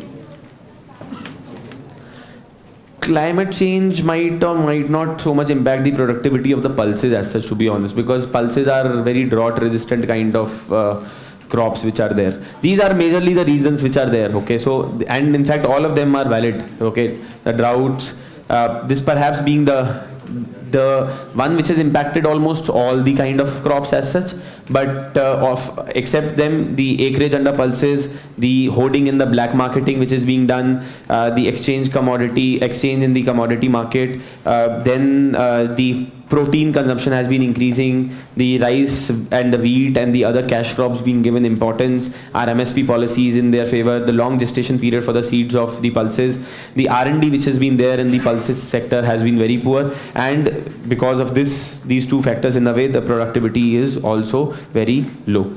Okay. So these are some of the reasons which can be attributed to the increased price of pulses in the country. Okay, so this is there. Now let's talk about chapter number 13th. So chapter number 13th is about the redistributive resource transfer. How many of you have read this book called as The White Tiger by Arvind Adiga? Yes, right. So the economic survey mentions about the White Tiger book only, and it says that, see, in India the problem is that as far as redistribution of resources is concerned, or the growth is concerned, our growth model has always been focused on the coastal states in India, that is your Maharashtra, Gujarat, Tamil Nadu, Andhra Pradesh, Karnataka. These are the most developed states in India, okay? And one of the reasons for that is because they have a coastline. They have easy access to international markets. They have ports. Therefore, they can import goods. They can export goods. Their markets are well developed, well connected to the outside world and all of those things. So the economic survey says that, okay, enough about these particular states which have done well. But there are some other states in India also, right? And they also have had their reasonable successes as far as development is concerned. So the economic survey says that successful peninsular India has offered 3 interesting and 3 different models of development. So it says that these are the peninsular Indian states have developed the most, and there are 3 models of development which have come out of these states. The first one, it says, is that the traditional East Asian model of escape from development based on manufacturing. So what it says is that what was done in the East Asian countries such as Thailand and Singapore and a lot of other countries, where it says that the first model was that you developed the states on the basis of developing a strong manufacturing sector, and Gujarat and Tamil Nadu are the best examples of that. The second, which it says, is the remittance reliance model. The remittance reliant model means that the government provides remittances to the citizens, right, in form of certain subsidies, in form of food and a good public distribution system, education and all of those things. And it says that remittance reliant model of development, which has been exemplified by Kerala. Even though Kerala might not have the best manufacturing sector in the country, but it has the best development parameters on the basis of human development indices, right? And then the third one it talks about is the model which is based on specializing in skilled services, such as states such as Karnataka, Andhra Pradesh and Tamil Nadu, where most of the major IT centers of the country, when we talk of the erstwhile Andhra Pradesh, or we talk of Bangalore, Hyderabad, Visakhapatnam or Chennai and Tiruchirappalli, all of these states, when we cities then we talk about, they have become the major centers of growth on the basis of the skilled services which are being provided, right? Now, then it says, but apart from that, also we have the other India in the country, and the other India or the other Indian states which are not as well developed. There were 2 models of development which were sort of adopted, or which were said to be adopted. The first one was basis of aid and special status. So these states sort of developed only on the basis of the aid which was being provided by the central government, and that includes the northeastern states and the Jammu and Kashmir, all the special status states of India, Himachal Pradesh, Jammu and Kashmir, the Seven Sisters and all of those. And then it says that based on natural resources, we have certain states which are based on natural resources: Jharkhand, Chhattisgarh, Odisha, Gujarat, Rajasthan. And then it talks about that these are some of the natural resources. So it says that these are the two models of development which have been there broadly, one for the peninsular India and the one for the other India. Now, then it says that at the time of independence, we had an option to choose amongst these models, right? Do we go for an aid-based model, or do we go for a special based on natural resources model? Okay, so, and one of the narratives which was built at the time of independence was that our country is poor, and developing countries will remain to be poor till the time they do not get external aid, because they do not have enough capacity on their own to come out of their poverty, right? And then the countries which do not have good natural resources, or the areas which do not have good natural resources or abundant natural resources, would also remain to be underdeveloped. So then it says that let's try and see that what has happened with regards to this. Now, interestingly, it says that India wanted to not go for the foreign aid model. We did not go for the foreign aid model of development after independence. But as far as within the country is concerned, we actually happened to adopt this model. So we aided the development of certain states in India. See, what I mean to say is that one model which was rejected by the economists at that point of time was, they said that there are two ways to develop. One, either on the basis of our own natural resources or on the basis of foreign aid. Our economists said that we are not going to adopt the foreign aid model, right? We had the import substitution model which was there. But even though India externally did not adopt the foreign aid model, we did not depend on foreign aid for our development. Internally, our model was foreign or aid-based development model. That states such as Jharkhand or states such as Himachal Pradesh or Jammu and Kashmir, northeastern states, cannot develop on their own. The central government has to provide them money, right? So this is something which the economic survey says. Now it says that over a period of time, this foreign aid model, which had been propounded by certain economists all across the world at that point of time, and which was not adopted by India, has proven to be a correct decision. We took the correct decision of not going for the foreign aid model of development at the time of independence. How? So it says, yes, so two views of development for poor and developing countries had emerged at the time of independence. Foreign aid, second was mineral resources. Those with vast amount of minerals should sell them to gain capital. Now the counter narrative which has got built over a period of time is, and which has proven the steps which were taken by the economists in India after independence, right, is one, it says that aid perpetuates resource dependency. Recipient countries may fail to develop their own tax bases or their institutions. The recipient countries develop their own side for their aid, and their own capacity and capability never gets developed, right? That is one thing which it says. So it says that the institution, tax revenues and incentives that have been found to be critical for growth much more than the overall resource availability. And many economists, including O'Connell, Devarajan, and it takes number of economists' name, and it says that it has been proven correct now that we did the right thing by not taking foreign aid at the time of independence, not following the first model externally. Second, it says is that another potential downside of taking the aid from the foreign countries is that it can lead to a problem of something called as the Dutch disease. And what is this Dutch disease? What happened was, that says that sometime in Netherlands, it tells a very interesting thing. It says that the Dutch disease is named after the impact that the discovery of natural gas in North Sea had on domestic economy in Netherlands, right? This windfall, the money which had been accumulated because of discovery of the gas, natural gas in the North Sea, and which obviously gave a lot of profit to the government, caused the real exchange rate to appreciate as extra income was spent domestically. So all the extra income which was being generated out of the sale of these gas was being spent domestically, because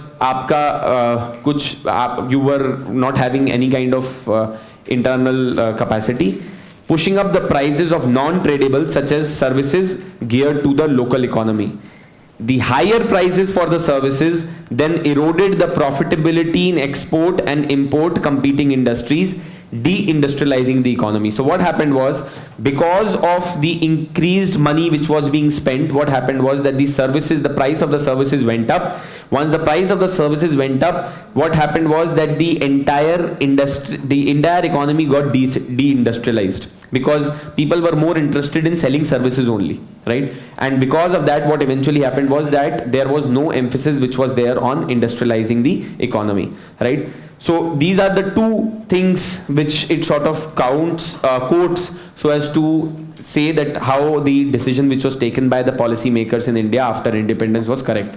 So it says, despite these international examples and the lessons of India's own experience with foreign aid, when it comes to development within India, the country had followed the path prescribed by the first development economists. The first development economist said that development can only occur with foreign aid. And in spite of all the experiences that we had seen, and for ourselves, we did not adopt that model. That is, we did not adopt the model of rejecting foreign aid. We rather adopted the model on the contrary for ourselves within the country. Now, it says that on the basis of this, they have come out with certain concept called as the redistributive resources transfer. See, if we talk about the money which is given by the center to the states, it is given in three forms. Okay, or before planning commission was there, it was given in three forms. One was through the route of finance commission, which was a constitutional method. Second one was through the route of planning commission, which was an extra constitutional and a non-statutory form where the planning commission would give aid to the state governments for their state plans.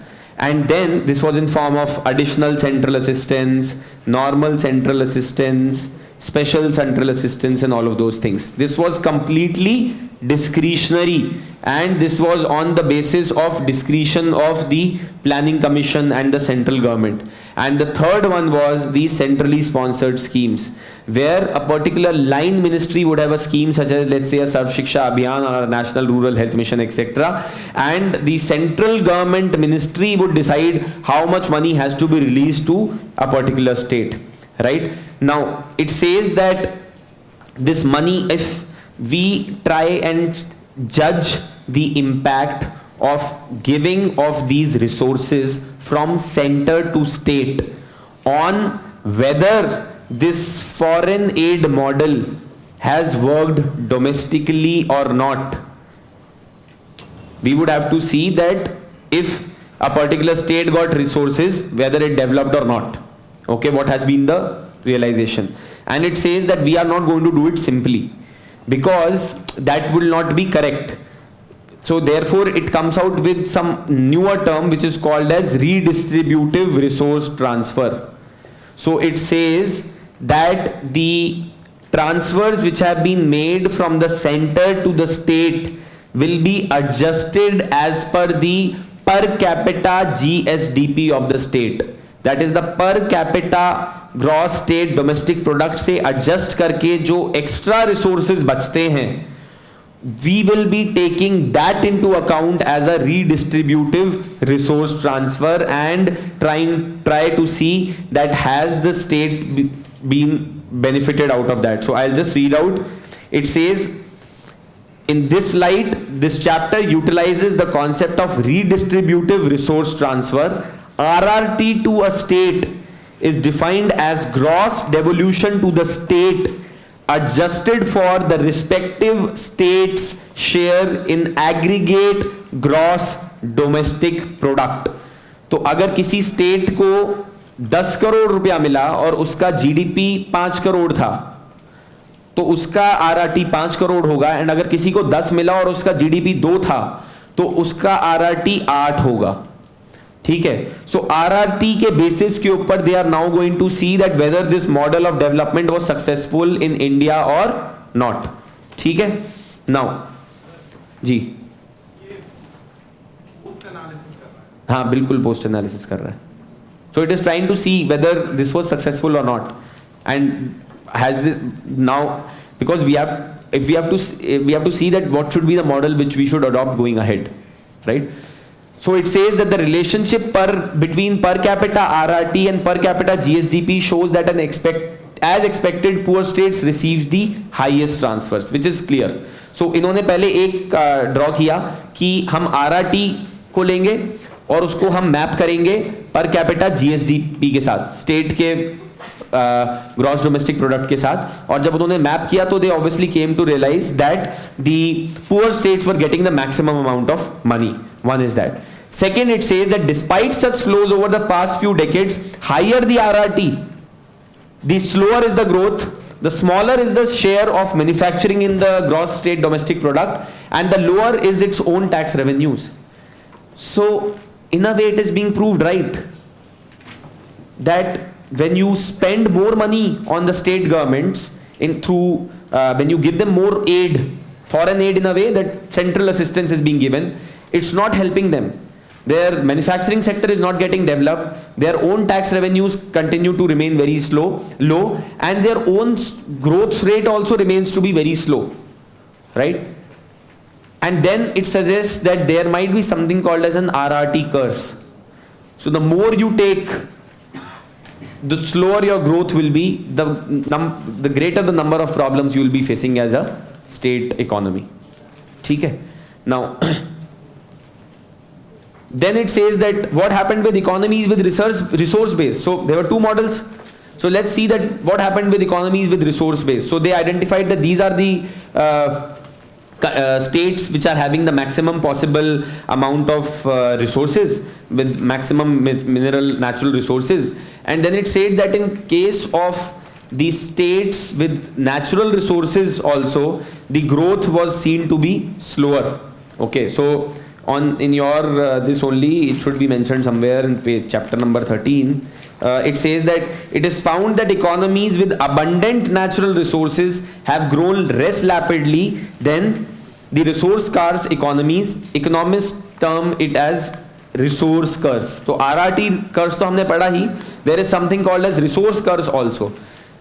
Why? What could be the possible reasons? If you have natural resources, one of the reasons why we say today that United States of America is so developed is we say that it has a huge natural resource base. But this narrative is completely turning it upside down. It says that exploitation of natural resources generate rents, which leads to rent seeking and increased corruption. Okay, so there is an increased corruption which is there in the system, and there is a rent seeking activity which gets developed within the system whenever a state has natural resources.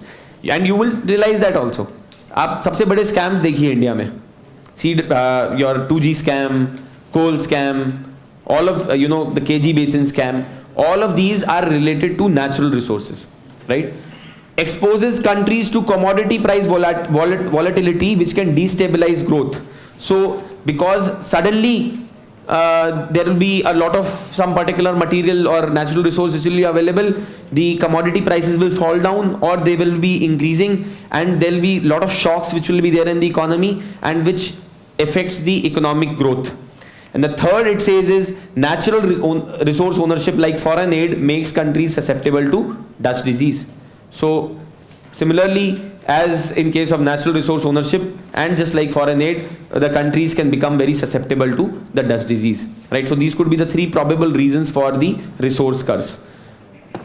Now it says that what have been the evidences, possibly ऐसा हुआ है, और अब हम specifically देखते हैं कि what has happened with respect to the Indian states. So it says that the mineral resource rich states are Jharkhand, Chhattisgarh, Odisha, Rajasthan and Gujarat. The relationship between availability of resources and reduction in poverty is in mineral rich states shows that they seem relatively successful.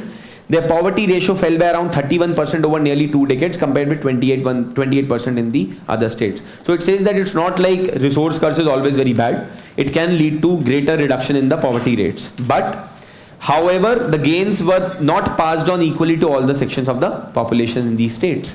In particular, the ST population of the mineral rich state, which forms the predominant population in these areas. You would have heard of that, how Naxalism is thriving in those areas only which are mineral rich areas. Okay, iron ore जहाँ पे सबसे ज़्यादा है, वहाँ पे सबसे ज़्यादा नक्सलिज्म का प्रॉब्लम है. In particular, ST population of the mineral rich states, which forms the predominant population in these areas, saw only a 17% decline in poverty, smaller than the 22% fall in the other states. Even though the other states had a 22% fall in the poverty for the scheduled tribes during this period, it was only 17% for the scheduled tribes in the areas in the states where mineral rich states were there. And there seems to be no, but then it says at the same time, on the basis of this and on the basis of the previous something, it says that as far as resource curse is concerned, there is no concrete evidence which is there in context of Indian states. However, the rich states need to bolster efforts to continue any possible downsides of a resource curse that may emerge in the future. Okay, so it says that there is no possibility of a resource curse which has been seen in the Indian context as such very clearly. It cannot be established, but the states need to be at guard. The rich states which are mineral rich need to be at guard in order to prevent themselves for this. And then it talks about certain policy recommendations that what should be done. How should these resource redistributive resource transfers be taking place? It says that conditioning of these transfers should be on the basis of fiscal performance and fiscal deficit discipline of the states, on the tax efforts of the states, as on the recommendation of the 13th Finance Commission.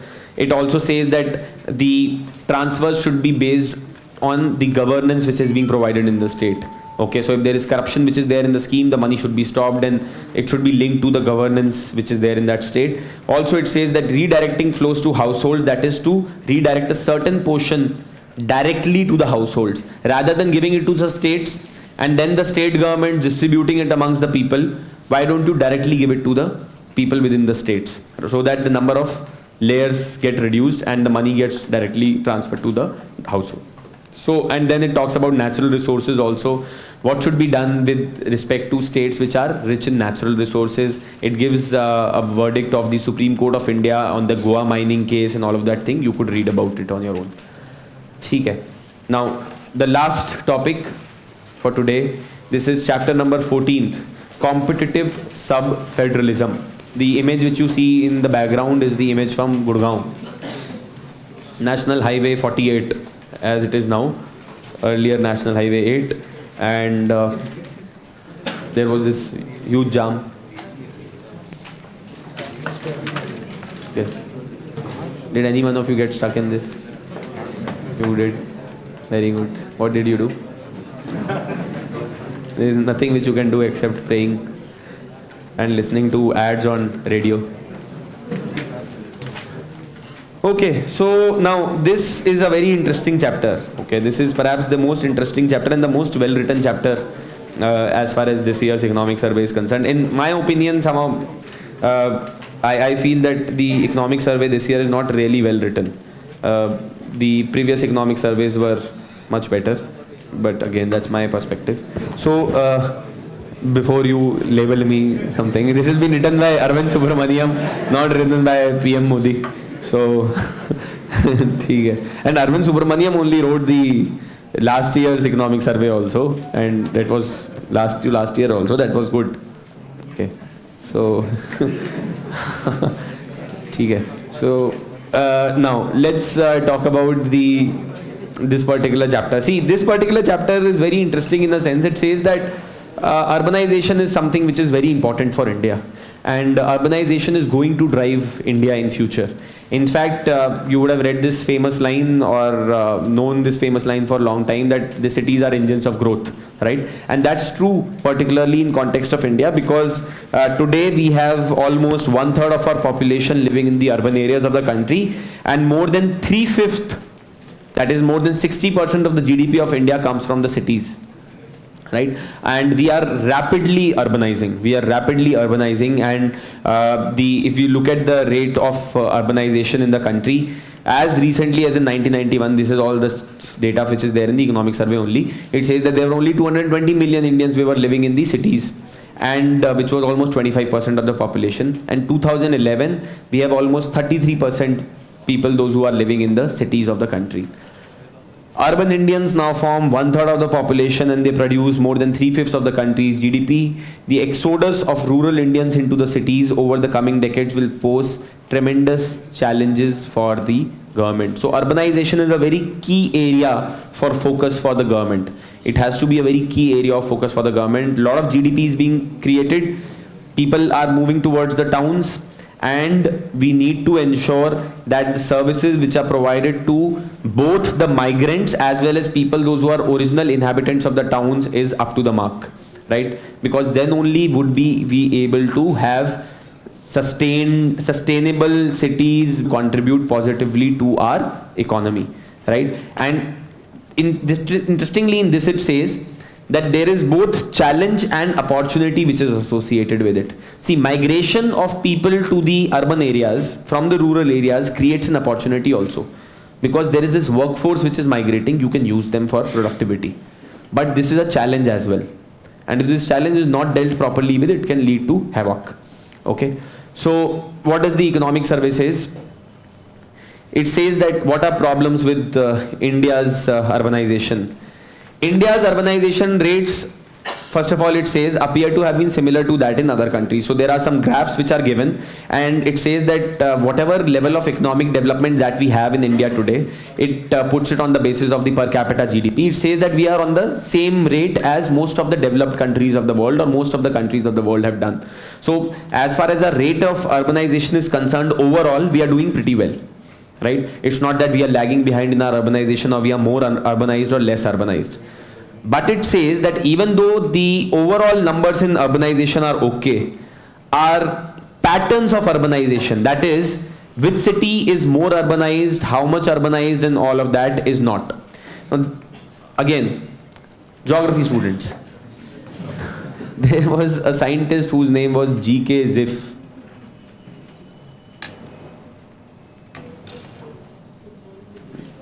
देखा है नाम ये?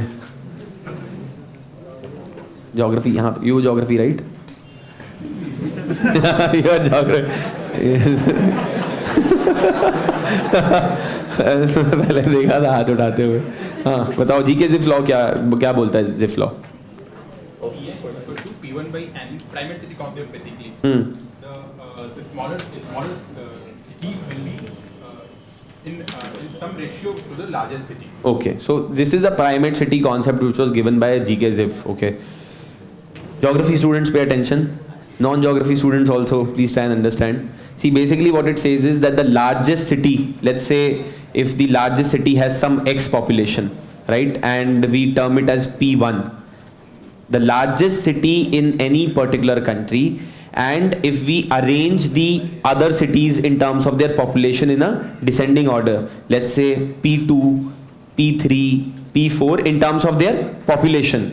So the population of P2 will be P1 by 2, P3 will be P1 by 3, P4 will be P1 by 4. Okay.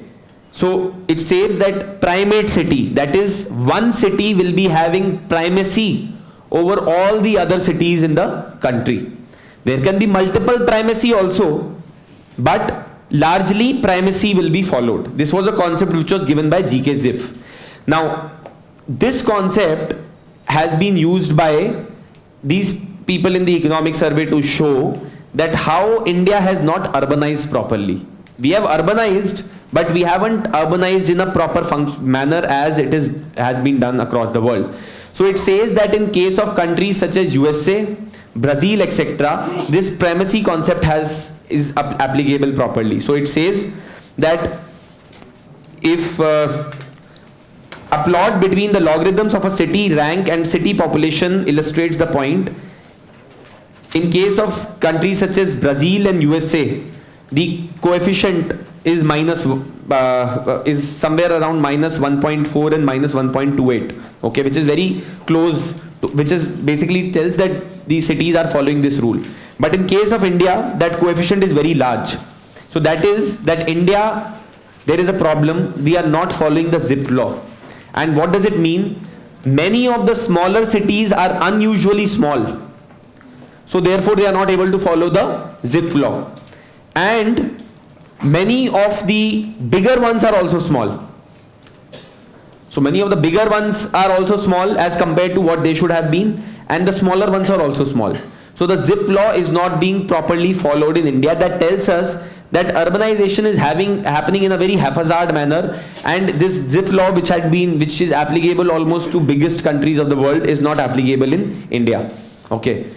So then it says that, but in future growth is going to happen, and there is no doubt about it that urbanization is going to increase, and it says that in future largely this urban growth is going to take place in the bigger cities. Okay, and therefore probably in future we might start following the ZIP law. Okay, the ZIP law might just become true in case of India as well. But it says that what are the possible reasons because of which the ZIP law has not been applicable to India till now. One is the infrastructure of the cities are overburdened. So already overburdened cities are there, how can they grow, right? Like say for, I wouldn't say Delhi maybe, but a city such as Bangalore, the infrastructure is crumbling there, and you cannot overload that city more. It cannot grow in terms of its population. There is no possible way it can grow in terms of its population. So therefore, infrastructure is already overburdened. India is land scarce country relative to most of the countries of the world, right? And discouraging migration, particularly because distorted land markets render rents unaffordable. People those who are from Bombay would know. In fact, people those who live in Rajendra Nagar also would know, right? So the kind of rents, insane kind of rents which are there. So land scarce country, and because of that, it sort of stops people from migrating from rural areas to the urban areas. And then mobility in India is also limited by strong place-based preference embedded in deep social networks in India. So people those who are living in South India would never migrate to North. People those who are living in North will never migrate to South, right? So these social stereotypes which are there, women will not travel long distances in India. They would prefer to, if they are from Delhi, they would at max migrate to Jaipur, or if they are from Pune, migrate to Maharashtra, migrate to Bombay, right? So that would be there. Okay. Now, if this urbanization has to happen, certain challenges have to be addressed. If we would be following this ZIP law in some time, urbanization is inevitable, but there are certain challenges to this urbanization in India. What are those challenges? The economic survey talks about these challenges. It says that ULBs face major and inextricably linked problems. Mostly all of them are linked to each other. First one is the poor governance capacities, large infrastructure deficits, and the third one is inadequate finances. Anytime there is a question which is there on the poor performance of the ULBs, just remember these 3 points and try and play around them. Your answer would be good. Okay. It says, first of all, let's talk about the governance issues which are there in the states of India. Okay. So when we talk about the governance state, in fact, it's been given very wonderfully in your material. It talks about governance challenge. Cities do not have a single city government or a local self-government, leading to functional overlap. Right? Perfect example is Delhi. Right? You have Arvind Kejriwal, you have Narendra Modi, and God forbid if someone else comes into municipal corporation, it's going to be a havoc. Okay. And plus on top of that, you have various other parastatal bodies, parastatal agencies such as Delhi Jal Board. Right? So these bodies are also statutory bodies. God knows that why do you have a Delhi Jal Board when you already have a municipal corporation in Delhi? Because if municipal corporation's role is to take care of providing clean supply of clean drinking water to the citizens of Delhi, what is Delhi Jal Board doing there? Right? Similarly, in several other states and cities of India also, this multiple provisions and multiple bodies which are there overlapping with each other in their functions and all of that, and it's creating a lot of havoc. Okay. Second is that one, so responsibility, everyone's responsibility is no one's responsibility. Okay. So अगर सबकी मतलब responsibility है तो फिर best है, because then Kejriwal would say Modi ने किया, Modi would say Kejriwal ने किया, then they would suddenly come out with Akhilesh Yadav name and then so and so forth, right? So the blame would go around, but no one is going to be responsible for what happens to the city, right? So there is a significant fragmentation of responsibilities and service delivery across the gamut of institutions, which leads to poor delivery of services in the country, in the cities. Second major problem which is there is transparency and accountability issues, because one of the reasons is, or one of the examples is that e-governance initiatives जो हैं कुछ states में बहुत अच्छे से implement हुए हैं, कुछ cities में, और कुछ cities में एकदम भी implement नहीं हुए हैं, right? So that is one of the things which is there. So governance challenge. Then it talks about infrastructure deficit. It says that every Indian city faces serious challenges related to water and power supply, waste management, public transport, education, healthcare, safety and pollution. And these are the things which are backbone of any urbanization. You need to have basic infrastructure in place for cities to develop and to be able to contribute to the economy. These are major problems which are there in the cities of the country, right? And there was this panel which had been formed in 2009, which went by the name of High Powered Empowered Committee, और high powered HPEC करके कुछ नाम था, right? And high powered empowered committee like that, high expert committee, sorry, high powered expert committee. So high powered expert committee, which was headed by Ishar Judge Ahluwalia, which said that India needs 39 lakh crores for next 20 years for its urban centers. Okay, for next 20 years we need 39 lakh crores. This is a number which you can remember. And it says out of this 20%, that is almost 8 lakh crore has to be spent on services within the cities. Water, sanitation, and all of those things, right? Now, the economic survey says that out of this 8 lakh crore, so 3 problems I said, right? Poor governance capacity, large infrastructure deficit. अब इन दोनों को fulfil करने के लिए आपको finances चाहिए, and इनएडिक्वेट finances की वजह से भी पुअर इंफ्रास्ट्रक्चर डेफिशिएंसीज आती हैं. So it says 8 lakh crore में से 87,000 crore will come from the 14th finance commission recommendation. 14th finance commission ने बोला है कि 8 लाख करोड़ में से 87,000 crores is going to come out of the 14th Finance Commission. But where does the rest of the money come from, right? It has to come from somewhere. It has to be generated by the urban local bodies themselves. And that's where the problem of inadequate finances comes in. So the economic survey says addressing infrastructure deficit will require resources. Some of it will come from centers and the state. The rest of the required funds would have to come from local resources, but raising sufficient resources has not proved easy. See, state governments already, हमने अभी बात करी थी, that they are stressed, right? Center ने पैसा देना कम कर दिया actual में देखा जाए तो. Even though 14th Finance Commission के बाद पैसा बढ़ा, but overall money which is being devolved to the states has decreased. If you actually go into the reality of the numbers, and they are not going to spend on the state governments. In fact, there is a very wonderful line which is given in your economic survey, a quote which is given. It says that everyone wants decentralization, but only until his level. हर किसी को decentralization चाहिए, बहुत अच्छा है decentralization, but decentralization मेरे level तक ही करो, उसके नीचे नहीं होना चाहिए, right? So the states say that decentralize, federalism they say, but सब federalism होना चाहिए, उनको कोई फर्क नहीं पड़ता इससे, right? So that is there. So it says that devolution of functional financial powers to the ULB. Some states have not even been allowed to municipalities, have even allowed the municipalities to levy property taxes. Okay. Now, this money has to come from somewhere. This money has to come from the ULBs themselves. One is that they can put taxes and non-taxes, levies, etc. But इतना ज़्यादा variation है that some of the states have not even allowed the municipalities or the ULBs to even allow them to property tax भी imply करने की power नहीं दी है, which is the most important source of money for the ULBs. So it says that even when the powers have been devolved, exercising them has proved difficult. Municipalities' own income comes from taxes, user fee, and domestic borrowing, right? And which has been rather very low.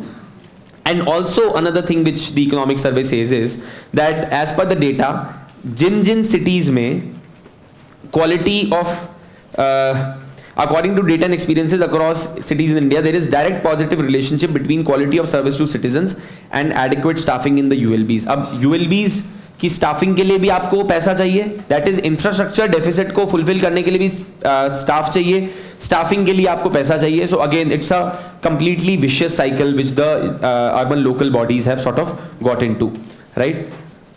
Now, it talks about property tax, which is the most important tax which is there. अब आपको कभी भी एक question आए urban local bodies पे तो आप property tax में और एक डिटेल में जा सकते हैं, because you will have some 2-3 further points to go into for next time. That is, what are the issues with property tax as far as the ULBs are concerned? First of all, it said it is the most important constituents of owned revenue, but problems of low coverage, low rates, low collection efficiency, and lack of indexation of property values makes it a non-buoyant source of revenue.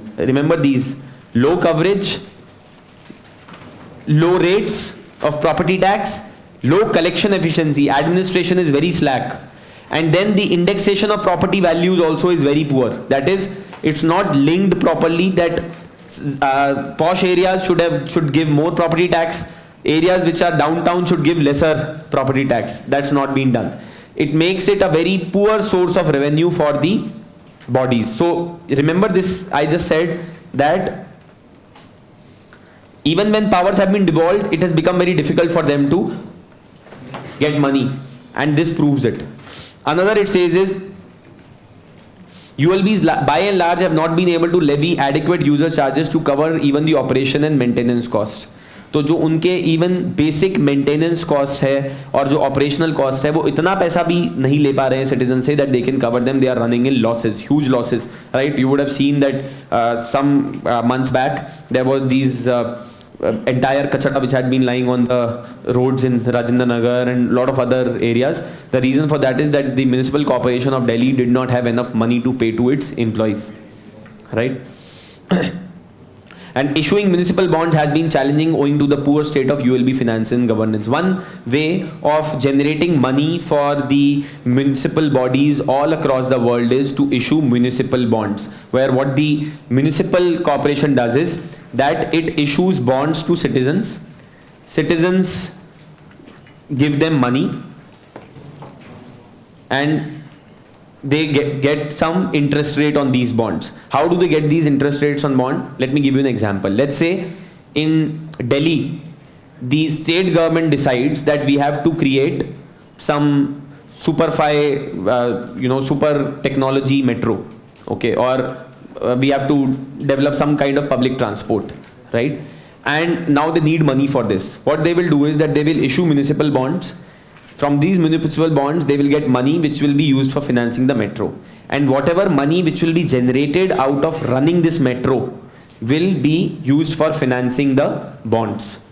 Okay. So अगर suppose करो 100 करोड़ लिया है, 120 करोड़ रुपया आपकी liability है. So this 120 crores will be generated out of the running of the Delhi metro. Okay, so this is a model which is very powerful and successful all across the world, but in India it has been a miserable.